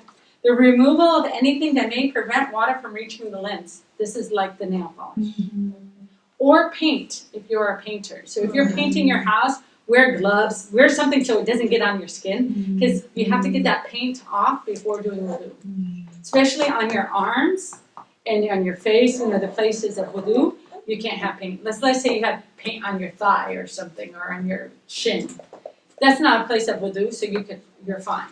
But the places of wudu that you have to wash for prayer should not have anything that prevents you from that. And so nail polish and the paint are examples of that. Glue, super glue. Yeah, super glue is that one. The other thing is that there's nothing on the limbs that may alter the state of the water. You don't have something that's going to change the state of the water. Like if you're bleeding, for example, now it becomes blood in the water. So you try to make sure that blood is not running while you're doing something like that. Ink is fine if you have like ink from, you just try to wash as much off so that there's no more ink on your thing. But you know how you have an ink stain on your finger, and it happens all the time, you leaky pins. Then that's fine. Or a kid in marker and they get on you, they want to draw on you or No, your kids. henna That's is fine. okay on the nail.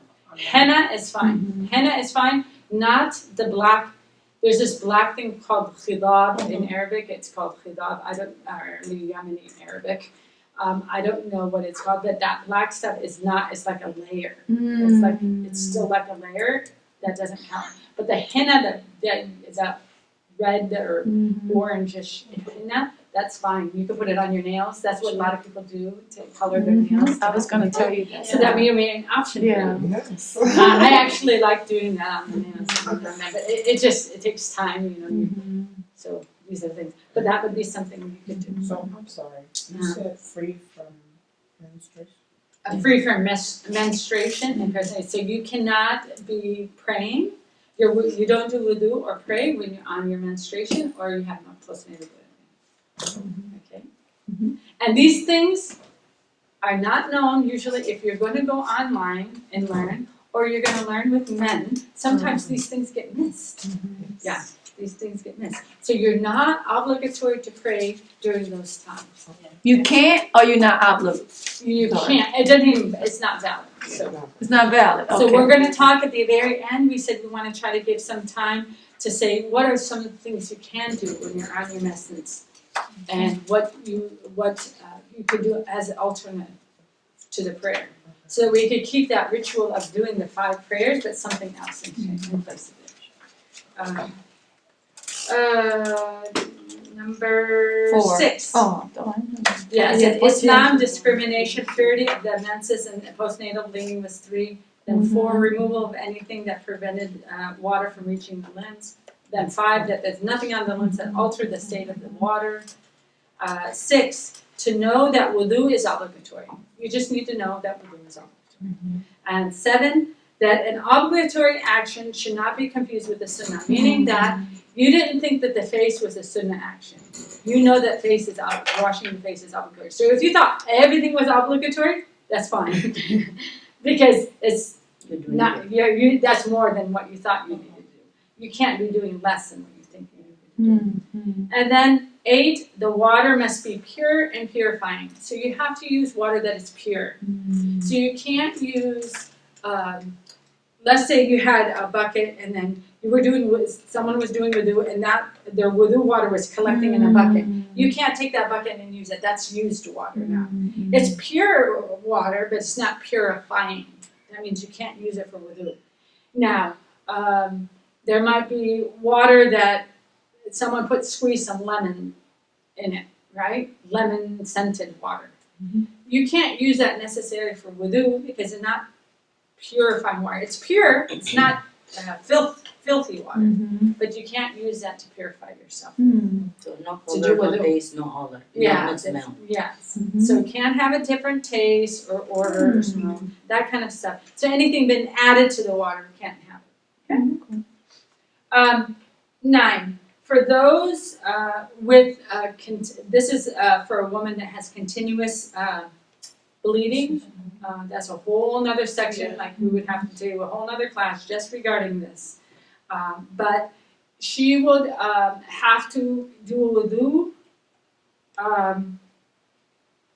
She would have to do wudu right with every prayer. Okay, right at the time. So it has to be continuous. You have to have continuous on that, and that's why they put this in there. But that would be, like I said, a whole other section. We probably won't get to that today, unfortunately. But there's a whole nother women's fiqh section that needs to be talked about that we probably won't get to. Let's take a break here. We'll be back at like 5 after 12. So, okay,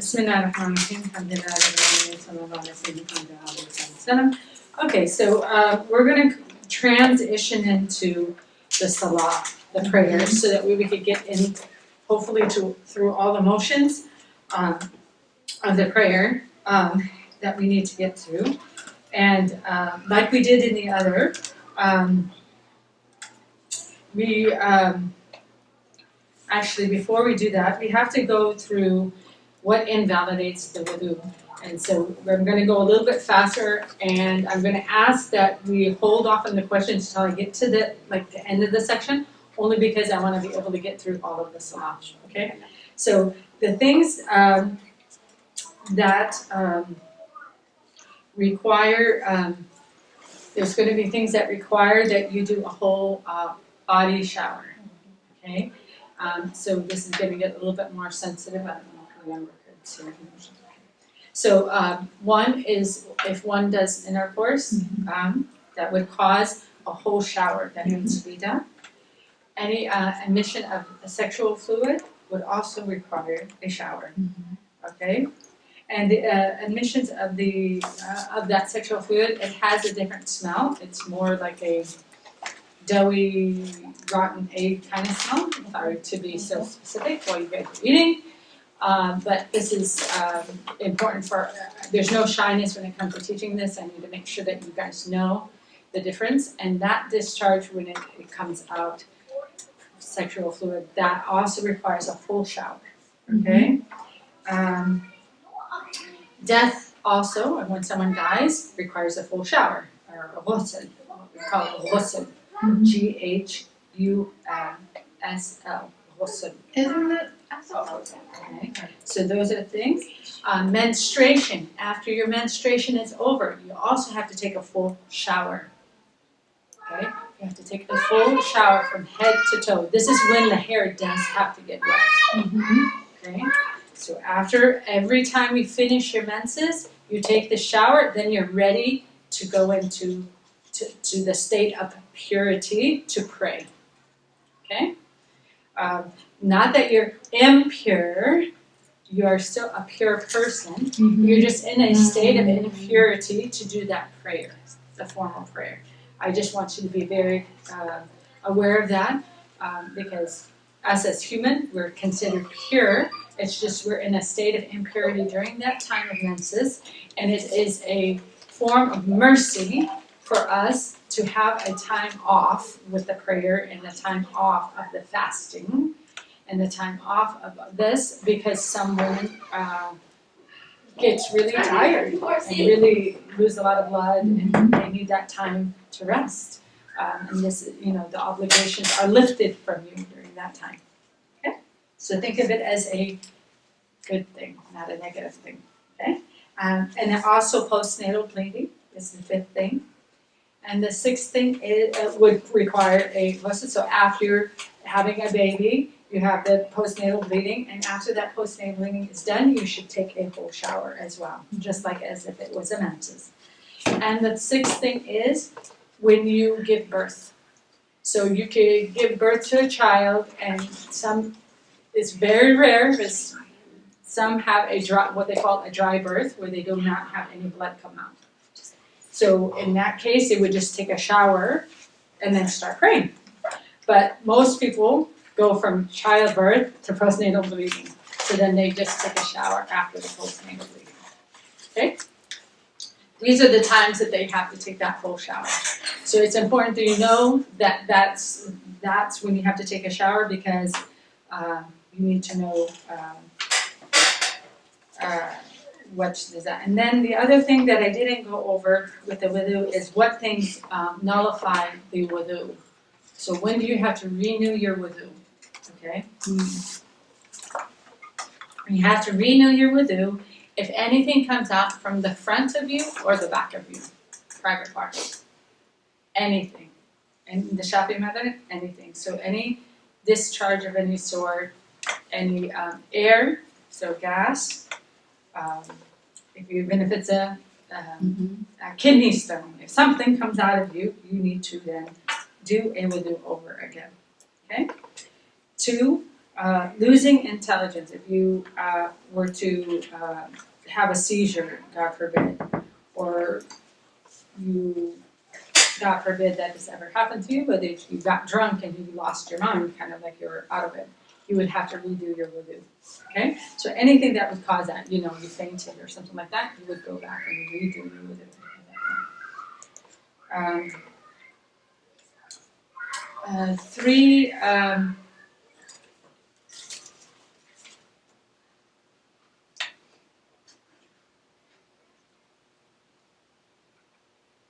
burping be considered? If you No. burp?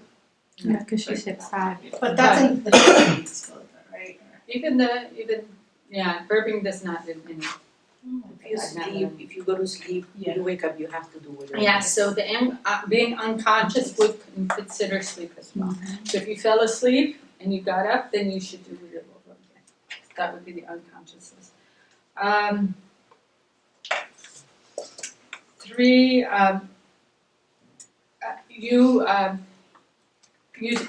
touching anyone's private parts, your own or anyone else. So let's say you're a mother and you are changing your baby's diaper and you don't have gloves on, you don't have a barrier that's preventing your palm from touching your baby's private part, even if it's the baby.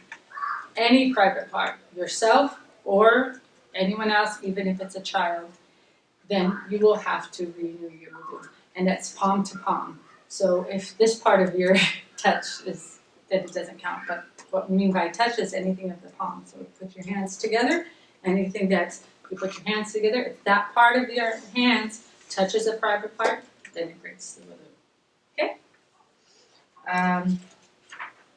The other thing is, this is something that is pertaining to the Shafi'i madhab that is very strict, is the touching of an adult male that is not your mahram or is not your relative. So who is your relative? In the Shafi'i madhab, this is where it's very strict. Your husband would be considered someone that would break your wudu, only because he's a marriageable person. He's a marriageable person. Only because he's a marriageable. Yes, he's your mahram now, because you're married to him, but before that, he wasn't, right? So in the Shafi'i madhab, this is where it's different in some of the other madhabs. The madhabs and other madhabs, it depends on intention of touching the spouse. But here, it's if it happened intentionally, you should keep your boundaries. It would break your wudu. So, but your brother, your son, your uncle, your true uncle, your paternal or maternal, either way, these are people that won't. Your brother, I don't know who else I'm missing. Something like that would be okay. Your grandfather, your father-in-law, they're okay. I'm confused about how that is different from what you said before. I know you said hold the questions off, but you can say later, but I'm confused. The confused about the touching the private parts versus touching anything, skin to contact. So this one is skin to skin contact. Okay. This one is skin to skin contact, doesn't talk about any not has anything to do with private parts necessarily. That one has to do with touching the private parts of any human being. The other one, number 3 was any touching the private part of any human being. Period. Okay. Okay. This one is skin to skin contact with a male that is not your mahram or not your relative. Your relative in the Islamic law is your father, your uncle, your brother, your son. These are people that your grandfather, your father-in-law too. These are people that you cannot marry. You cannot marry any of them, ever. Whereas your husband, he was a marriageable person, that's why you can. Now, this becomes a difficult situation sometimes, and I like to say the minor opinion with the Shafi'i madhab. If something accidentally happens within a husband and a wife, and there's just a little touch like you're passing the baby over, and there's this little touch, don't be so, there's this minor opinion saying if it was an accident, and it was in passing, and it was something like that, then don't worry about redoing your wudu. But if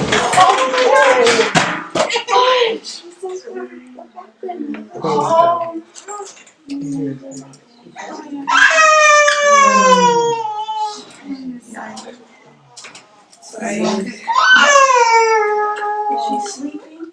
Yeah, he's sleeping. I think it was the door that sounded louder. Yeah. He's the door. The band probably. Oh wow. Yeah.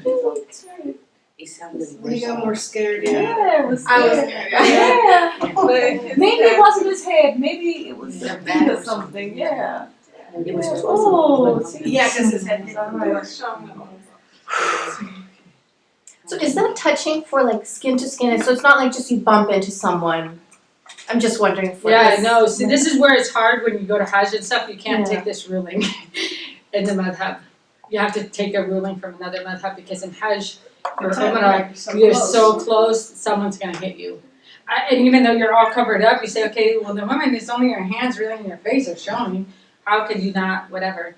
But the problem is if you're short, sometimes you get elbowed in the face or hit in the face by something. So you're still, and your hands get touched by someone. So yes, it would break, but in situations like this, you would have to take another ruling. But in the Shafi'i madhab, this is the one thing that people feel very hard.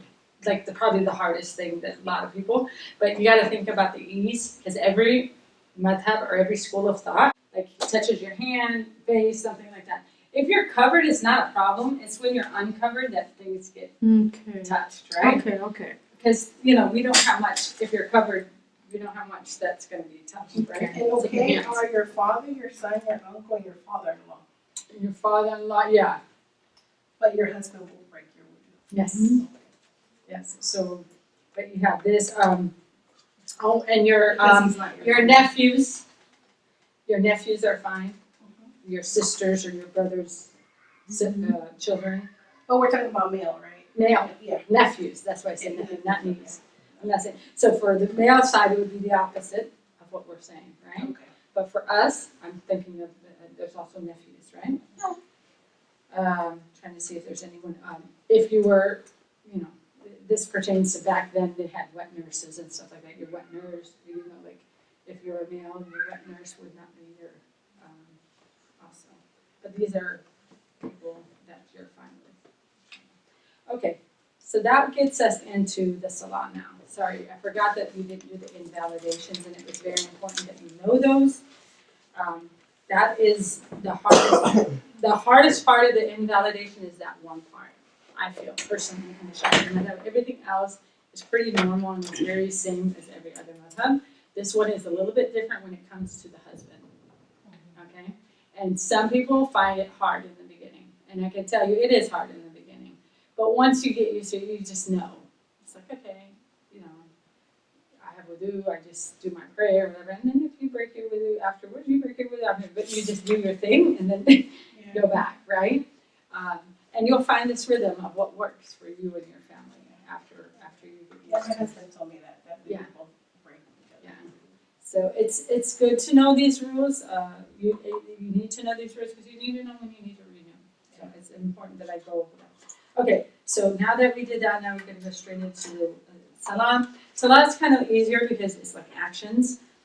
Now, there's things that need to be memorized in the salah, and alhamdulillah, most people here said they got the Fatiha, but they need to learn how to recite it. This is going to be like a whole nother session of like, let's work on the Fatiha. It might be something that maybe we talk to Edlin about getting someone to work on just the Fatiha for helping them with the pronunciation. It would be like a whole class on itself. So I can't commit to like doing that here because I want you to have the actions of these. Do you mind putting on that stand? Thank you, because I was. I'm getting hot in here. I don't know if thought it was just me with a lot. Yeah. Thank you. I know I'll speak louder to get through the hand sound, but I do it again.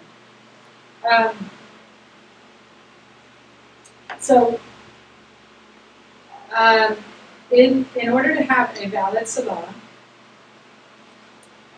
you have to make sure you know the time is in. Okay?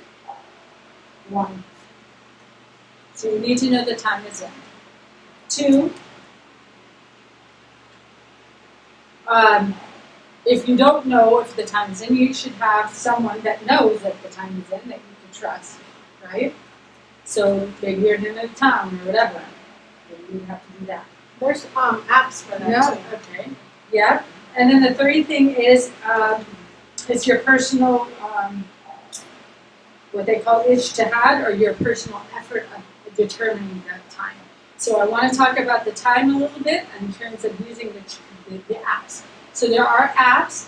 Now the apps, I want you to know that they're an estimation of a calculation. Yes. So I want you to trust me on this because I can't go in too deep, but I'm just going to let you know there's some of the times that you need to adjust a little bit. So for Fajr time, be aware that there's different methods of calculating Fajr, which is the dawn prayer. And in the dawn prayer, there's two different methods here where we live. There's the 18 degrees and there's the 15 degrees. The 15 degrees is the one that says Isna method. The 18 degrees, you'll see the Muslim world weight calculation method when you're looking at apps. And the 18 degrees, the Fajr time is much earlier. It's like 20 minutes earlier than the 15 degrees. And the real Fajr time is somewhere in between these two times. The real true time of Fajr. So what we say, what my teachers have told me, and what I'm passing on to you, is if you're fasting for Ramadan right now, that early time, stop eating at that early time. The 18. The 18 degree method. Okay. And then for your prayer, to pray Fajr, pray at the later time to make sure Fajr is actually eaten. Yeah. Oh. Because sometime in between is Fajr. Okay? So what do you get? How do you know the 15 and 18 degrees? If you go on your apps, Yeah. there's the methods. Oh, there's the methods. So you see all the different methods. So the 15 degree is the Isna calculation. Okay. And the 18 degree is the Muslim world wheel. I'm giving you all of this information because I've already done all this thing. I had to search it the hard way. And I had to figure this out. And then I heard the teacher say 18 and 15, and I didn't know what method, and we didn't have the apps back then, and then they had the apps. And so I kind of come to this, when I come to teach, I try to get people to have their apps ready. Is so this it what has you're a talking about? The any part of it, or it depends on what app you have. I have Muslim though. So in the app, Or there's do a you have a place where they better change one? the method. Well, I will- MCC sends the times out. MCC has a time, and I think they have already adjusted the times. Yeah, I think they. Yes, changed they that. changed that. I need to know. I don't get those. No, but Oh, here it is. It's at the top when you I- see all of the. Yeah, You see so all of that's the So it's gonna be at the top. yeah, that's what because CLC. you're using the same one I'm Yeah. using Muslim. So it's at the top.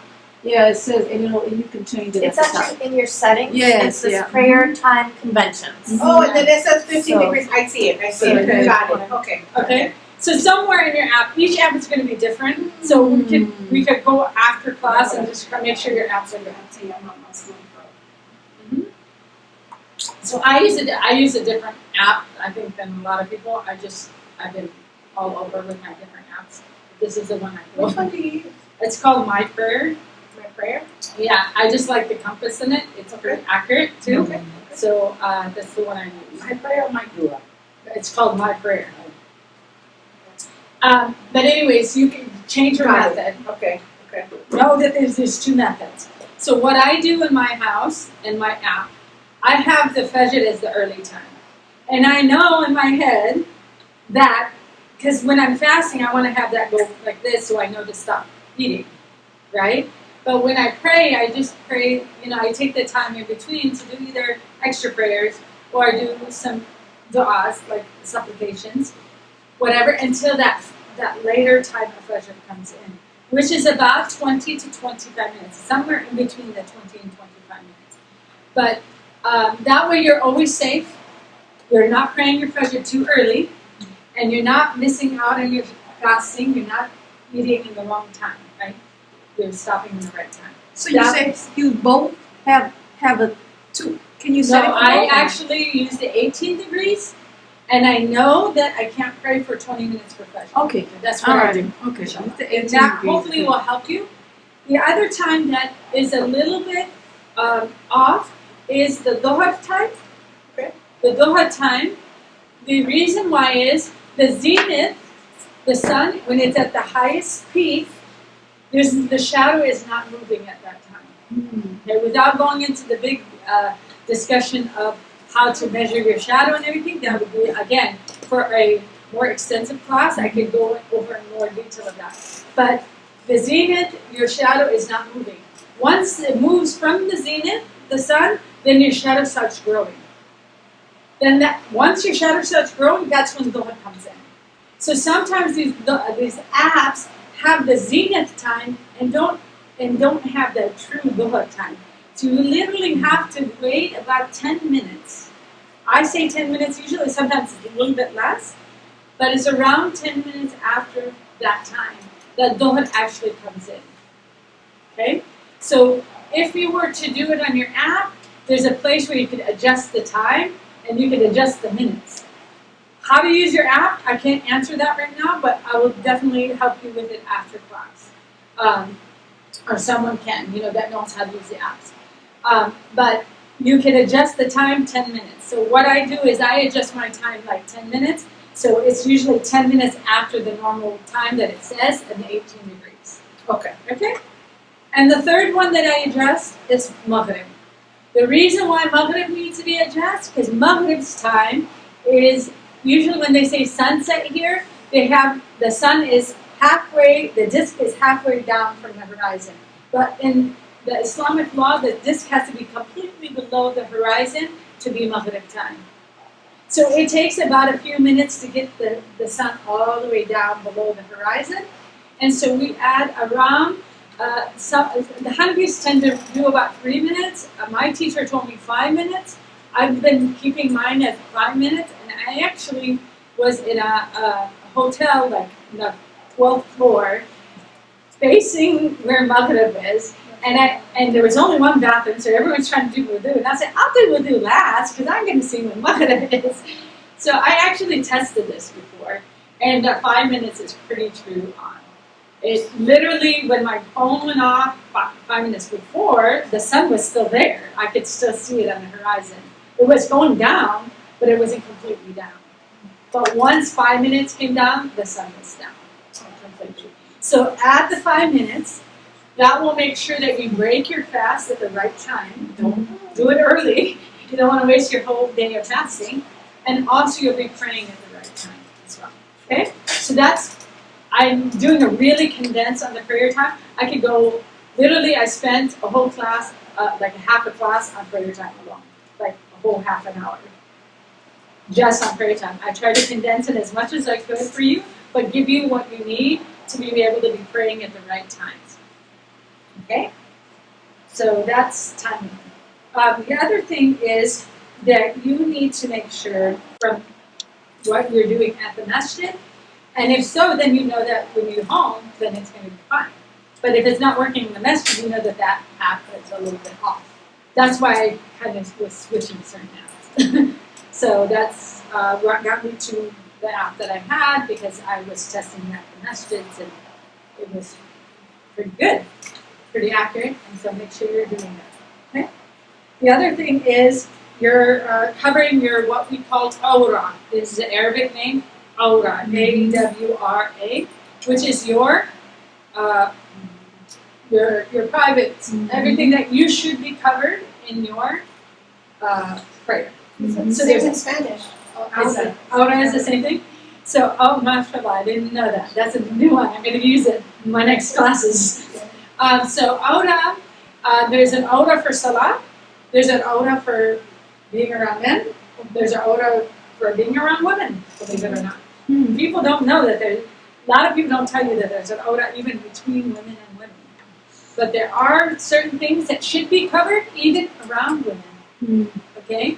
So we should know this, but for prayer in particular, in the Shafi'i madhab, it's a little different than the other madhabs. Again, I'm going to mention it. Because in the Shafi'i madhab, it's just your hands and face that show. Your feet are also covered in the school of Imam Shafi'i. Your feet are covered. Your feet are always covered. Front, bottom, and top. So just getting a pair of socks and putting it on will do the trick. If you don't wear socks going out, that's fine. But just in your prayer, always have a pair of socks in your bag, or backpack, or car, or something, and just put them on when you pray, and you'll be good. Okay? Because a lot of people don't like wearing socks or like to wear flip flops, and I'm like, it's okay if that's not where you're at. That's not where you're at. I like to wear my socks. My feet always get cold, so I have no problem with it. But I realized as I was teaching, people had problem with it. I'm like, I have to address this for people that are opposite from me. So if you don't have a problem wearing socks, just wear it all the time. What is your ODA? It seems how I said it. What's your ODA in front of men? In front of you men, the strictest opinion is just your hands. Okay? That's why some people wear the niqab, or the face covering. Because the strictest opinion in the Shafi and the Hanbali madhabs is even your face. You'll even see some Hanafi people covering your face. You'll even see Maliki people covering their face. Just so you know that there is this one strictest opinion, but it's not every opinion. Okay? And some of the scholars say in the Western lands that you shouldn't put it on. Actually, because it brings more attention to you. So if you see someone wearing it, don't knock them. If you see someone not wearing it, don't knock them. I'm just trying to make here you to have an understanding all around. It's not just for yourself, but for you to understand as you go to the masjids now, especially in Ramadan, you're going to be seeing all kinds of different people. You've probably already been exposed to this and been confused and not really getting an answer. I'm trying to give you the answer here. So you can respect those that wear a face covering, and you can respect those that choose not to. Okay, if you choose to do it. Okay, next. Because when I'm overseas, I can tell you this. When I'm in Yemen and I'm in Saudi, I wear it. I cover my face. It's just so much easier for me to get around, and I feel so much comfortable. It's just because they treat you differently. And I'm like, I feel more comfortable there with it on. Here, I don't ever wear it. I worked in Saudi Arabia, and it's better to cover your face. It is. It's just more comfortable. You're able to do all your, because it's a man's world over there, so it's really easy for you to do all your, especially if you're very independent and used to going to the stores by yourself and stuff. It just makes me feel more comfortable when I'm going to go. Especially when I happened to travel the last 2 years by myself there without my husband, which was very new to me. I usually always have him to lean on. Okay, can you go get that? Can you? Well, the last 2 times that I got so much, I just always feel so. But people get shocked when they see me like do that, and I'm like, you know what? I already wear the abaya. For me, everyone when they go there, they wear extra clothes. Yeah. For me, it's the cover. Okay, so just so you know, cover. Now, order between women and women. Order between women and women. From your navel to your knee, always, always, always should be covered. People do not know this. A lot of people do not know this, especially when you go to even the Muslim-owned gym. There's Muslims there, and they think that they could just undress in front of you. Really, we should not. Yeah. We should have certain parts of our body always covered in front of even women. And it's a protection for ourselves. And now we know, because of the society, the way it is. Mm-hmm. I don't need to go into detail on that. Mm-hmm. I think you know what I'm talking about. But there's attractions, unfortunately. So there's from navel to knee that should always be covered. So when you're buying, even if you're in a women party, whatever, and you're buying clothes that for a women party, try to be aware of keeping that part of your body always covered, from your navel to your knee. So no short mini skirts kind of thing shouldn't be the norm. If you want to wear the short mini skirt, wear like leggings underneath or something.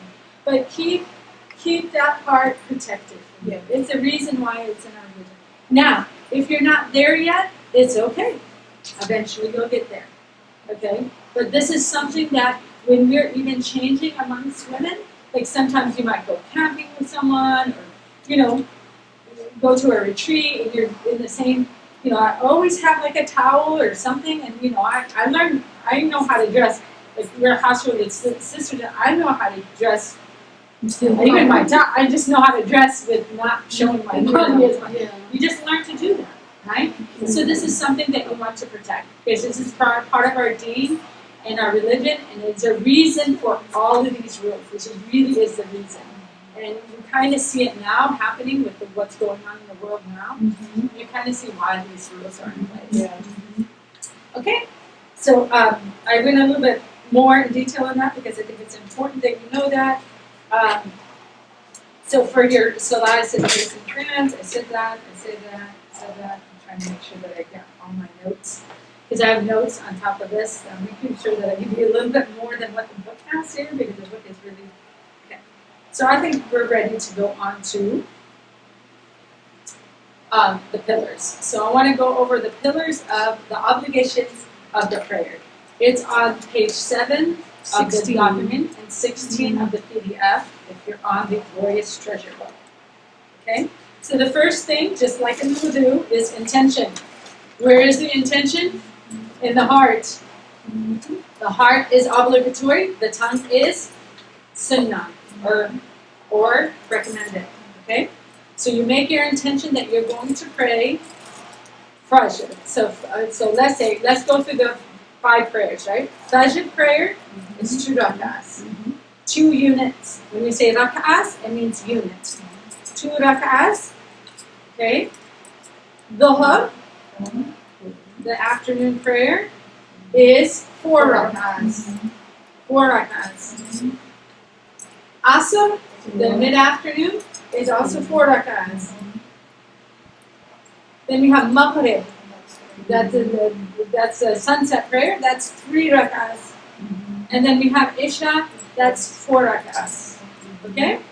So 2, 4, 4, 3, 4. Most of them are 4.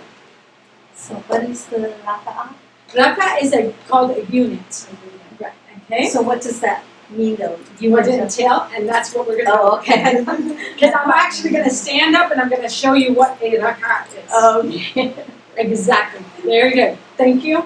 I'm getting there. You're ahead of me. But I was just going to say that. I'm going to tell you what a rak'ah is. It sounded like something I should know. Yes, and I'm glad you're asking. This is why we're here. This is why we're here. I'm so glad of this. And I told them when I told them, I said, you need at least 3 hours. They go, 3 hours? That's a lot. I'm like, yes, there's a lot that they need to know just to get the little basic, right? So if we don't get through everything, I don't mind making a second session. I will invest whatever it takes to make sure that you have what you need. So, might just take us some time. It's an investment of your time too, but I think it's important. So I'm here, and then that's why we made the thread. So if you have any questions, please post it on there. If I can't answer it or I delay it, answer it, just keep on reminding me. Just only because I have many different other threads that I do the same thing with, and inshallah we'll get your questions answered. That's what we're here for, and I feel it's an obligation on me to help you. So I'm here for any questions that you might have regarding this. Okay. So the first thing was the intention that you have to do. So first of all, the obligations, if you don't have the book in front of you, there's going to be 17 obligations. It looks like a lot, but some of them are repeating. So don't freak out. But there's 17. The first thing is your intention. Okay? The second thing you need to do is stand. You have to be able to stand in your prayer. And that's if someone can stand. So if someone, God forbid, is in a wheelchair or some kind of, then they're allowed to sit. But if you're able to stand, you have to stand in that prayer. Okay? It's one of the obligations. So that was 2. The third thing, when we start our prayer, so we made our intention. I intend to pray 2 rak'ahs or 2 units of prayer for Fajr, for the dawn prayer. You can say it in English too. Your intention is in any language, Spanish, whatever. I don't know other language, whatever other language you guys have here in this room. But I think we have 3 Spanish-speaking people, right? Yes, no? Oh, No? honestly, no. Sorry. I'm not there yet. So, but whatever language is your native tongue, you could say that intention in your native tongue. You don't have to say it in Arabic. If you want to say in Arabic, then you could write it. So you do that, you did your wudu, you're facing the Qibla, you make your intention, and then the first thing you say is Allahu Akbar. The saying of Allahu Akbar is the obligation. That's the third obligation. The saying of it. There is the raising of the hands, but that is recommended. But what you have to say is Allahu Akbar. Why do you say Allahu Akbar? You're announcing to everyone that you're going into prayer now. So you don't have to say it. Women should not say it really loud, but the person next to you should be able to hear it. Allahu Akbar. If you were next to me, you would hear that, right? So I said that it's obligatory. I said what type of prayer I'm doing, how many units it is. I got all three of my things in it. You can do extra. You have to come in for that. These are things that you you need to make sure you're doing in your intention. And then you say Allahu Akbar, you're in prayer. Now, the next thing is reciting the Fatiha. It is obligatory to recite the Fatiha in every unit of prayer. In every unit that we're standing up, every cycle that we're doing, you have to say the Fatiha. This is why the first thing that you're going to be memorizing after Bismillah, and you probably already know Alhamdulillah, and you know these Subhanallah and Inshallah because you hear people saying it all the time, right? You're learning these terminologies, but the next thing you're probably going to do, the very first thing is learn how to recite the Fatiha.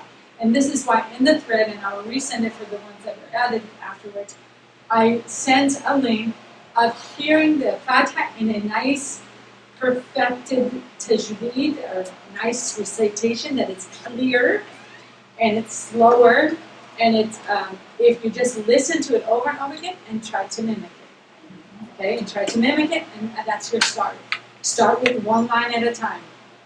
Bismillahirrahmanirrahim, you got it. The next one is easy because if you already say it, Alhamdulillah. She just sneezed and she said Alhamdulillah. So I know she already knows Alhamdulillah. That's already there.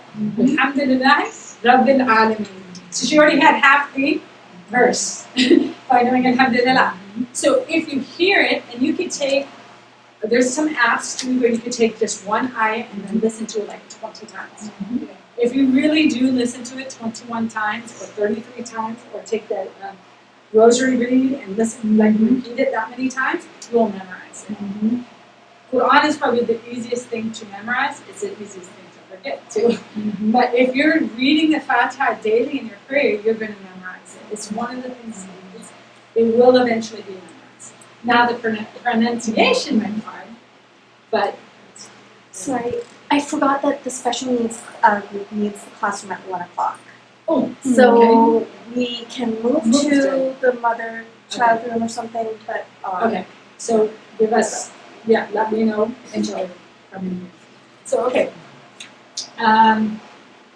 So that's that. So that's the Fatiha.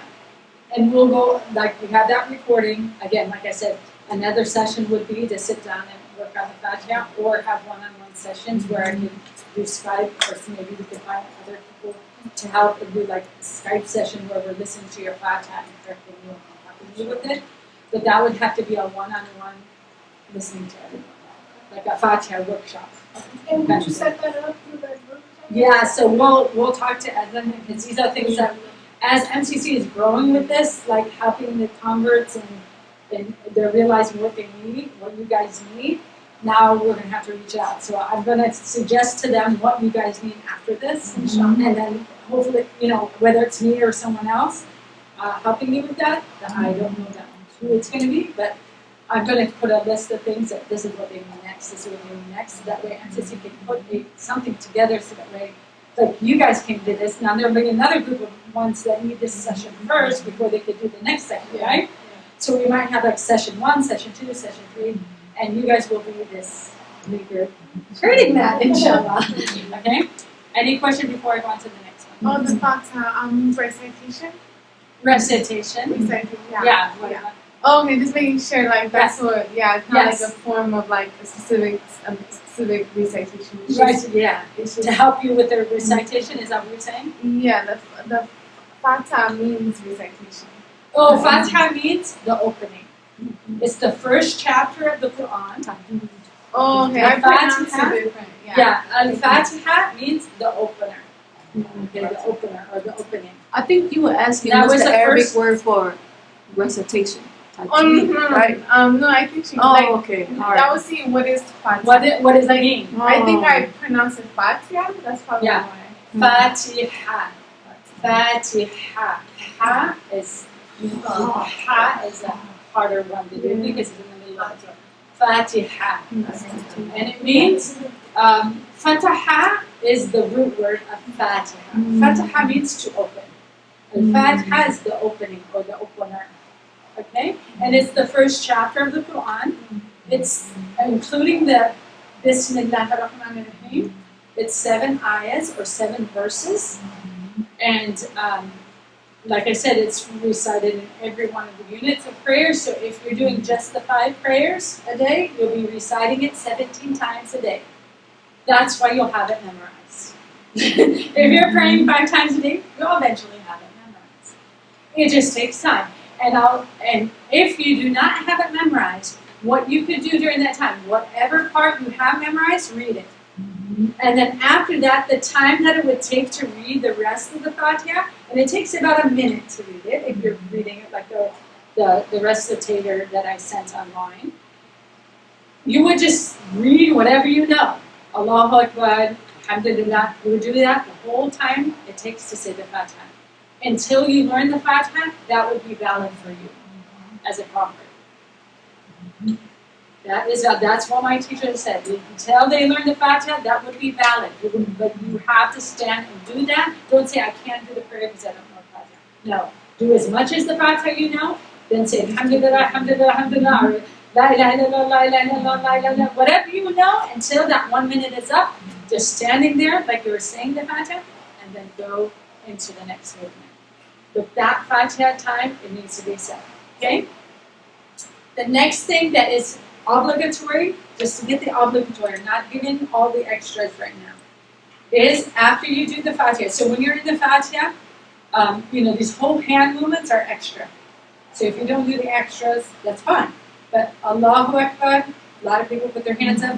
If you want to put your hands up and do the Allahu Akbar, the hands, the palms face the Qibla, face the direction of prayer.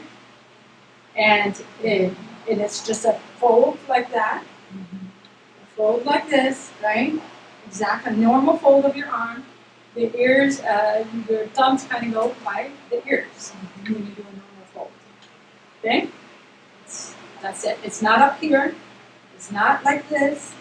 It's like that. Allahu Akbar, if you're going to do that. Then where does your hands go after that? It's folded, left, right is on top. These 2 fingers, put it around your wrist, these 3 fingers here. That would be a valid thing. Where does your hands go? With the Shafi'i madhab, Hanafis tend to do it really high for the women. But for the Shafi'i, here's your breast, your belly button, it goes somewhere in between. Just rest nicely in between. If you had hands down, it's still valid. If you had it up here, it's still valid. If you have it doesn't invalidate.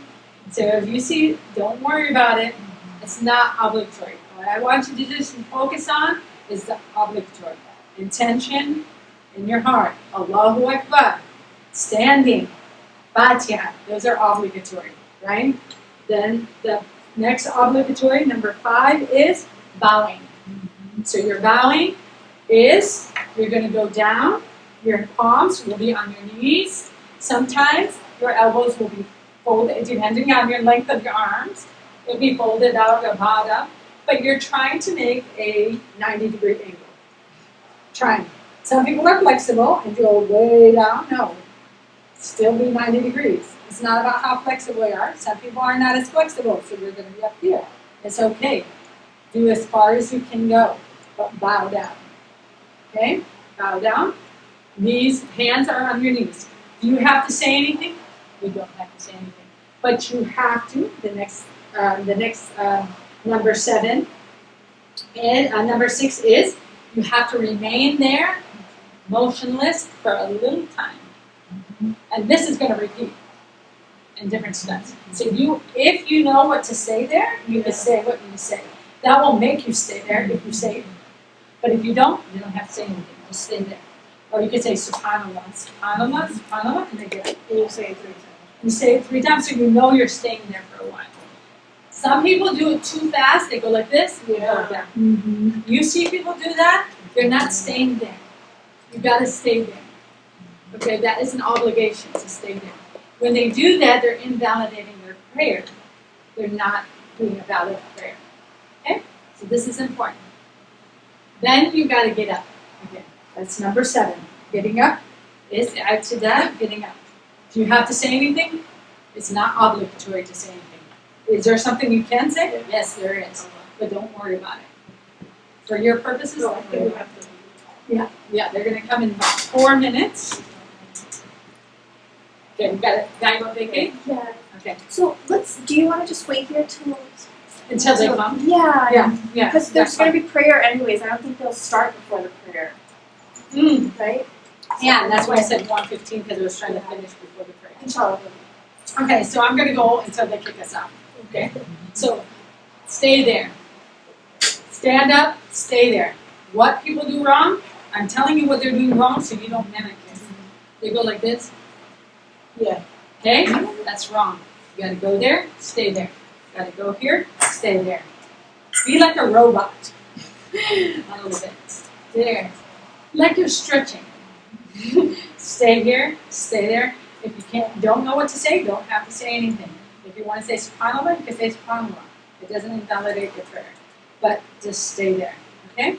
Then the next thing is number 8 is remaining here. So remember I said standing up is 7, but remaining here is 8. Then we have number 9 is prostration. So I'm going to do a prostration like I'm here. And then I'm going to sit down on the floor so you can see my feet structure. And if you can't do the feet structure, it's okay, like I said. We'll try, but the obligation is just to get down and do the prostration. So when you're getting down to prostration, there's 7 points of your body that are hitting the ground. 1, 2 is your palms. 3, 4, your 2 knees. 5, 6 is the balls of your feet, because it's going, of your toes, because it's going like this. That's 2, 4, 6. And then 7, your forehead. Okay? You know, for the Shafi madhab, you don't put your elbows out for the ladies. You put your elbows in for the ladies. You protect yourself. It's like a protection. Okay? Your feet also are not wide out. They're more closer together, like shoulder width apart. And then you have your forehead down. Elbows up or elbows down? Or Elbows depends inside, covering your breasts. It's like protection of your breasts. Your palm should be hitting the ground. No scarf, nothing is hitting the forehead. That's why you can't have a face veil when you're doing your prayer. Cardi, I'm gonna come in first. Oh yeah, You yeah. forgot something. Yeah, you kick them. And so you do a sajda like that. عليك السلام. كيف الحال؟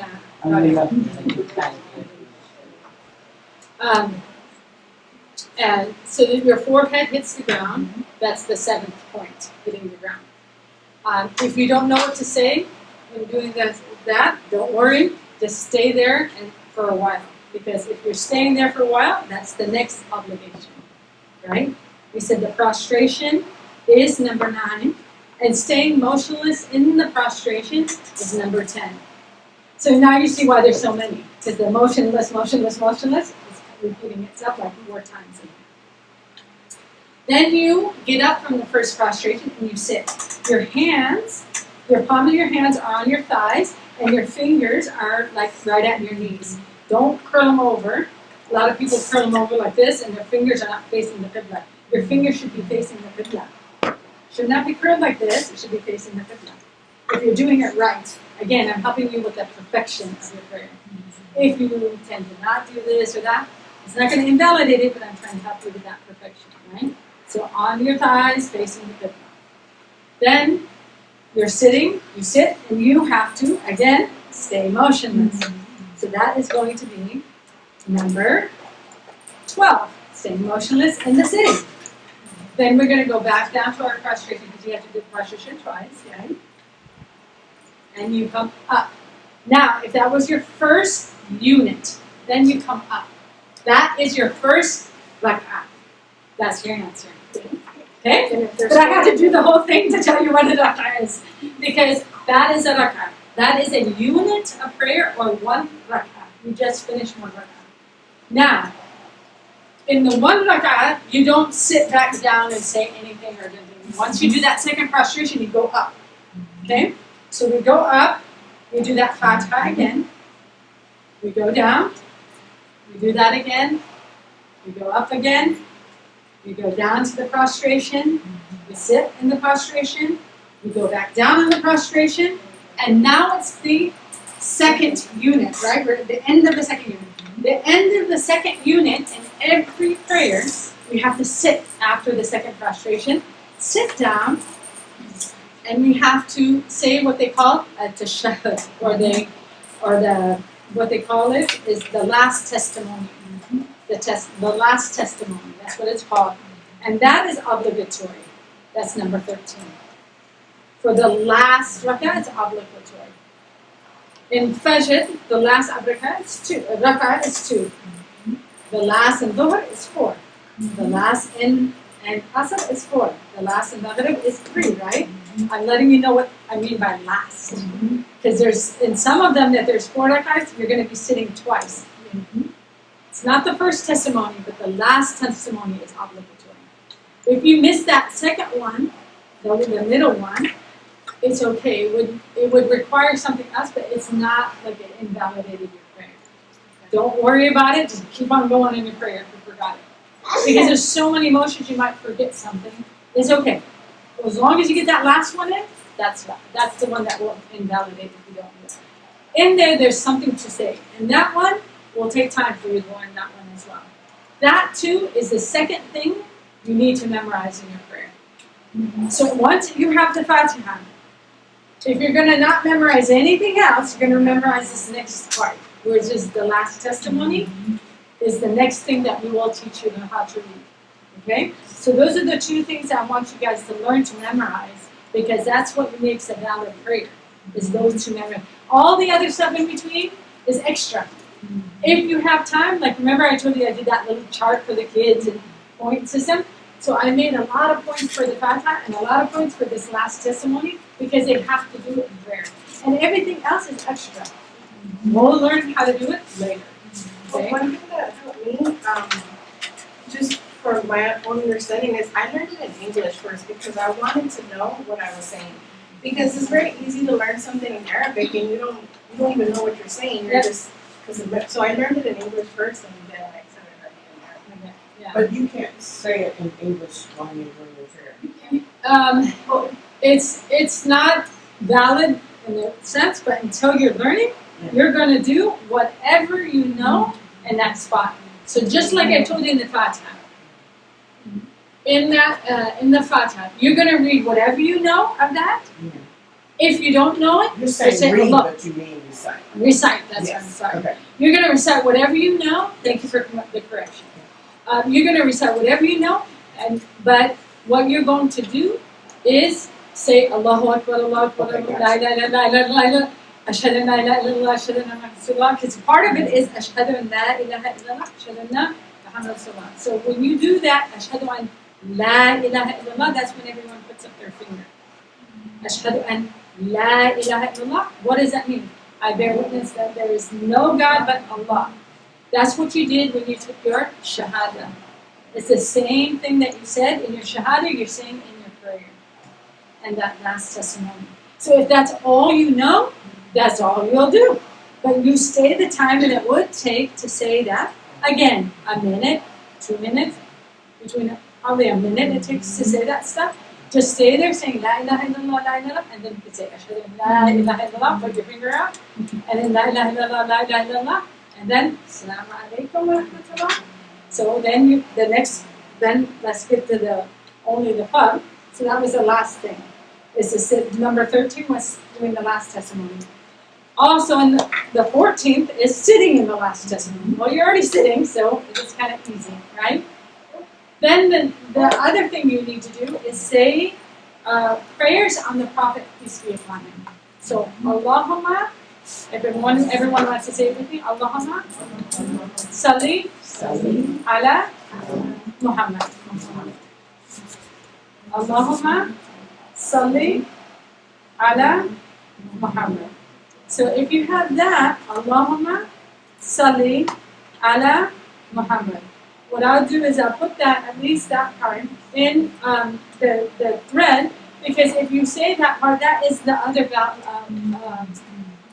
thing that you need to say in your prayer to make it a valid prayer. And then after you say that, you say, Assalamu alaikum wa rahmatullah. Assalamu alaikum wa rahmatullah. So when you say assalam, you're saying it straight. Assalamu alaikum wa rahmatullah, then you turn. Then you come here, Assalamu alaikum wa rahmatullah. The first one is obligatory. The second one is sunnah, recommended. And it's saying salam to the angels that are on your left and your right. There's a really good app called Salat, and it teaches you like step by step on every prayer what to say, and it does it in English and in Arabic. It's called Salat. S-A-L-A-T. So there is, and that was number 16, the salam. And then number 17 is doing all of these things in order. So number 17 is doing all. Remember, we had it in the wudu, and now we have it again in order. So order is important. So take your time in the steps. The two things that you should memorize, like I said, is the Fatiha and the last testimony, and that Allahumma salli ala Sayyidina Muhammad. That's the minimum of what we want to try to get you to memorize to make a valid prayer. And in the meantime, while you don't know what, you say anything that you do know in Arabic, if you can. Anything. Allahu Akbar, La ilaha illallah, whatever you know, say during that time. As long as it takes to say the Fatiha, and I'm saying it's about a minute for each one. Okay, if you're, you just estimate. It doesn't have to be rocket science. And if you follow the Imam, you'll know kind of how long they said. If they do it in average time. But this will help you, inshallah, get at least a valid prayer going here. There's many extra recommendations. I don't want to even go there. I'd rather you guys have those two things memorized, and that would be like the phase 2 of this. And then is to, we have a lot of these sisters that want to know how to read the Fatiha properly, want someone to listen to them, and then we probably need to have them learn the tashahhud, would be the next thing, and that Allahumma salli ala Sayyidina Muhammad, or Allahumma salli ala Muhammad, is the bare minimum that you need to do at the end. So that is easy enough. But the tashahhud and the Fatiha is harder. The Fatiha is easier than the tashahhud. I've taught kids and I've taught adults, some adults on that, and I noticed that is probably the harder one of the 3 things to learn. But that would be our next phase on that. I do want to end with what one can do if you're not praying. Okay? What about the feet? The feet. So you can have the feet in any way, but you want to, I'm going to go right here. Hopefully everyone can see me here, and if not, I'll do it over there as well. And it's not going to be in the video, so usually when you're sitting, you would have your balls of your feet folded if it's in between the 2 prostrations. This is valid. Some people will do this underneath the buttocks and this one up in between the 2 prostrations. So here's the prostration, then I go up, and then I go back down again. Okay, that would be one way. Do it over here so people that can't see me over there. This is one way of having your feet up here in between the prostrations, like this and like this. The second way would be like this, and then this foot underneath the buttocks, and that one up. Okay? Either way is fine, right? Both ways are fine in between. Now, when you're in the final tashahhud, I'm saying the last rak'ah. It's in, if you want to invest in more books, it's called The Reliance of the Traveler. It's a really thick book, and it has these 2 pictures of So is it? So it's only in this school of thought that your feet is. For me, the problem is when I'm sitting, that curling of the top. Yeah. I can't. It do takes that. time That hurts, for yeah. people to do it. If you can't do the curling, I can do it when I'm. Yeah. Well, if I'm So sitting when you're back, I sitting- can't. Yeah. so if you're having a hard time doing the curl, just put your foot down And try to curl. try to get your toes facing your body Okay. now. Okay. If you can't do the curl. But try to practice the curl.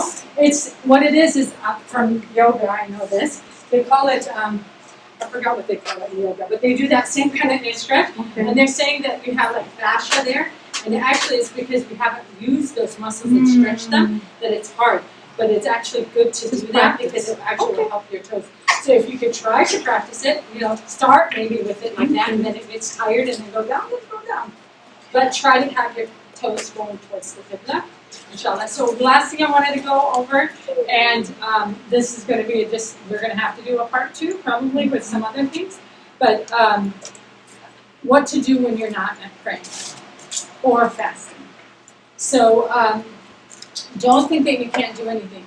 There's so many things. You could be listening to Quran. You could be reading Quran in English. Just take the English translation and read. You can listen to lectures online. You can do supplications, any kind of supplication, any prayers for your family, for the ummah, for the for the community, for anything that you need. Have a list of prayers that you say for yourself daily, for your family and whatnot. Write them down so that way you know what you could be doing that. You could be volunteering at the mosque. You could be feeding people, like cooking food and feeding people. You could visit the sick. You could do so many things. And there's things like La ilaha illallah, some of these little short things that you're going to learn in Arabic. La ilaha illallah, there's no God but Allah. That is the best remembrance you could be doing if you just say it all the time. You could say Allahumma salli ala Sayyidina, Allahumma salli ala Muhammad. If you want to learn it, start saying it a lot. That's saying blessings and peace and blessings on the Prophet, peace be upon him. That's what you're saying there. So you could do, they call that salawat. You do that.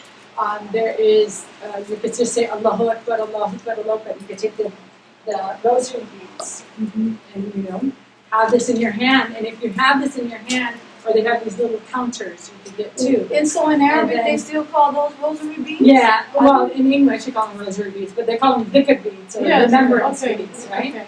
So we just, each time you say something, you use it to say it, and there's 100 here. And so you start getting used to it. And if you carry this around with you when you're on your cycle especially, it will remind yourself to do it. So a lot of people put it around their wrist or around their neck, like a necklace, to remind themselves to do it. Because you can't lose your momentum. So what some people do, or some of the teachers tell us, is every time there's prayer, if you just sit down and do the remembrance, you won't lose your rhythm of learning to do the prayer 5 times a day during the time of the cycle. And it makes sense, right? So you still get used to getting up at dawn, you still used to do the Isha prayer, you still have your routine. Even if you're working, you say, okay, I'm taking 5 minutes, I'm going to go and do my dhikr, my remembrance. Dhikr just means remembrance of any type. So it could be put on, it could be not put on, it could be, you could be listening to something, you could be saying something, you could be just asking God in any language you want to, whatever they may be, but do not waste that week and say, oh, I don't pray, and I don't fast, and I don't have anything to do, and I'm just, because that's when the Satan will come to you. That's She has a question about why we put our hands. Oh, for dua. So we make supplications. We believe that the angels are there and taking the du'as up. So a lot of people do that. Some people don't do it. Some people, why they wipe their face. So there's blessing. Whenever you recite something, like some people won't even have the water open when they're reciting, and then they drink the water because they say whatever you say, talk into the water. Like they had tests doing that. The energy the cells of the water changes when it's talked to nicely. Really, honestly. So they had this test when you put loud, heavy music to the water that the cells of the water actually change. And when you recite Quran or blessings on the water, and that cells actually beautify. So it affects the state. So a lot of people, when they do the dua, they're saying they're reciting here, they wipe that as a protection for themselves. I usually say Ameen. Is that okay? Ameen, yeah. Ameen is to say accept that prayer. And if someone makes a prayer, like when we make a prayer at the end of the class, you should all say Ameen. Everyone should say Ameen, because you don't know whose Ameen is accepted. someone in this room, God is probably answering the prayers more than the other. And when they say Amin, it actually accepts it for all of us. So always say Amin. Always say Amin, because you don't know who's Amin. Okay. So with that, I want to get you guys out on time, but we did go through at least the basics of prayer, and I spent a lot of time on more the purification because it's hard to, a lot of people don't go in the bathroom with you or whatever. The one thing I forgot to do in the bathroom is, because someone asked me this that was a convert, when they go to the bathroom they see these watering pots and they're like, what is that for? Well, when you go to the restroom, because urine and feces are what we call filth, in the restroom, when we go to the restroom, we actually wash with water. So you could take a tissue and take out the filth with tissue first, then just pour water in your private parts to remove that completely, to remove the filth even more. And that's what lifts you and purifies you. So when you're in the restroom, I forgot to mention that when you go to the restroom, this is a habit. Now, not a lot of people are used to this whole watering thing, but you can get, if you get one of the squeeze bottle, water bottles that are squeezed, where you squeeze kind of like what they used to use when you dye your hair, the ones like that. If you get one of those and fill them up, it's easier to wash with, especially if you have a hard time reaching your private parts. But then you just squeeze, it's kind of like a douche kind of thing. It just kind of cleans the area from the filth, feces and urine. So this is something that, because that is filth in your body that has to be removed.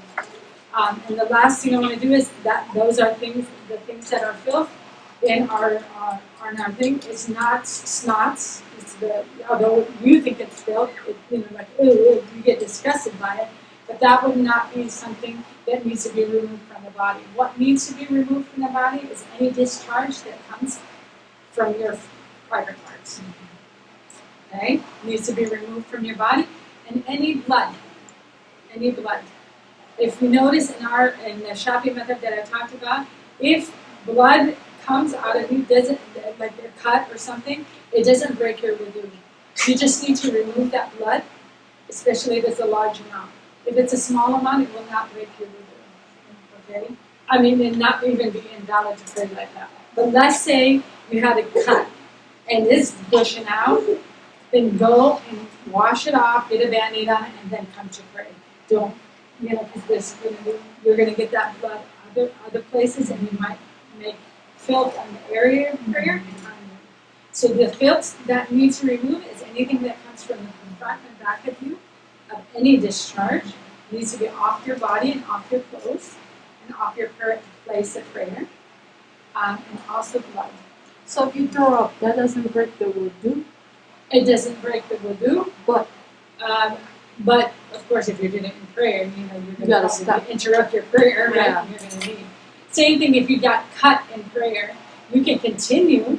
It wouldn't break it, but it might be so much that you have to break because you're getting all the okay?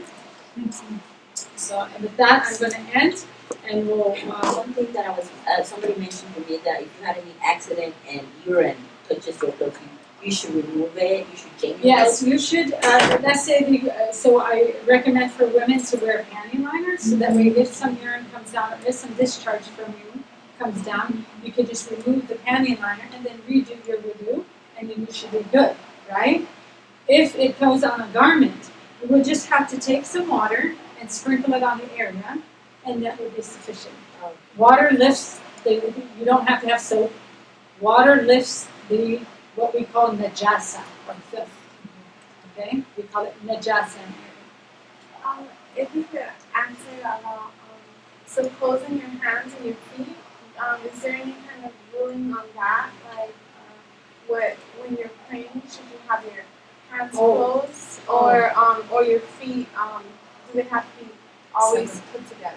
Okay. So when you're standing, it's a normal separation for women.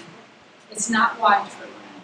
You'll see women trying to do that. That's the men's way of standing. The women's way of standing, in the Shafi method especially, some other methods might be different, but it's inside.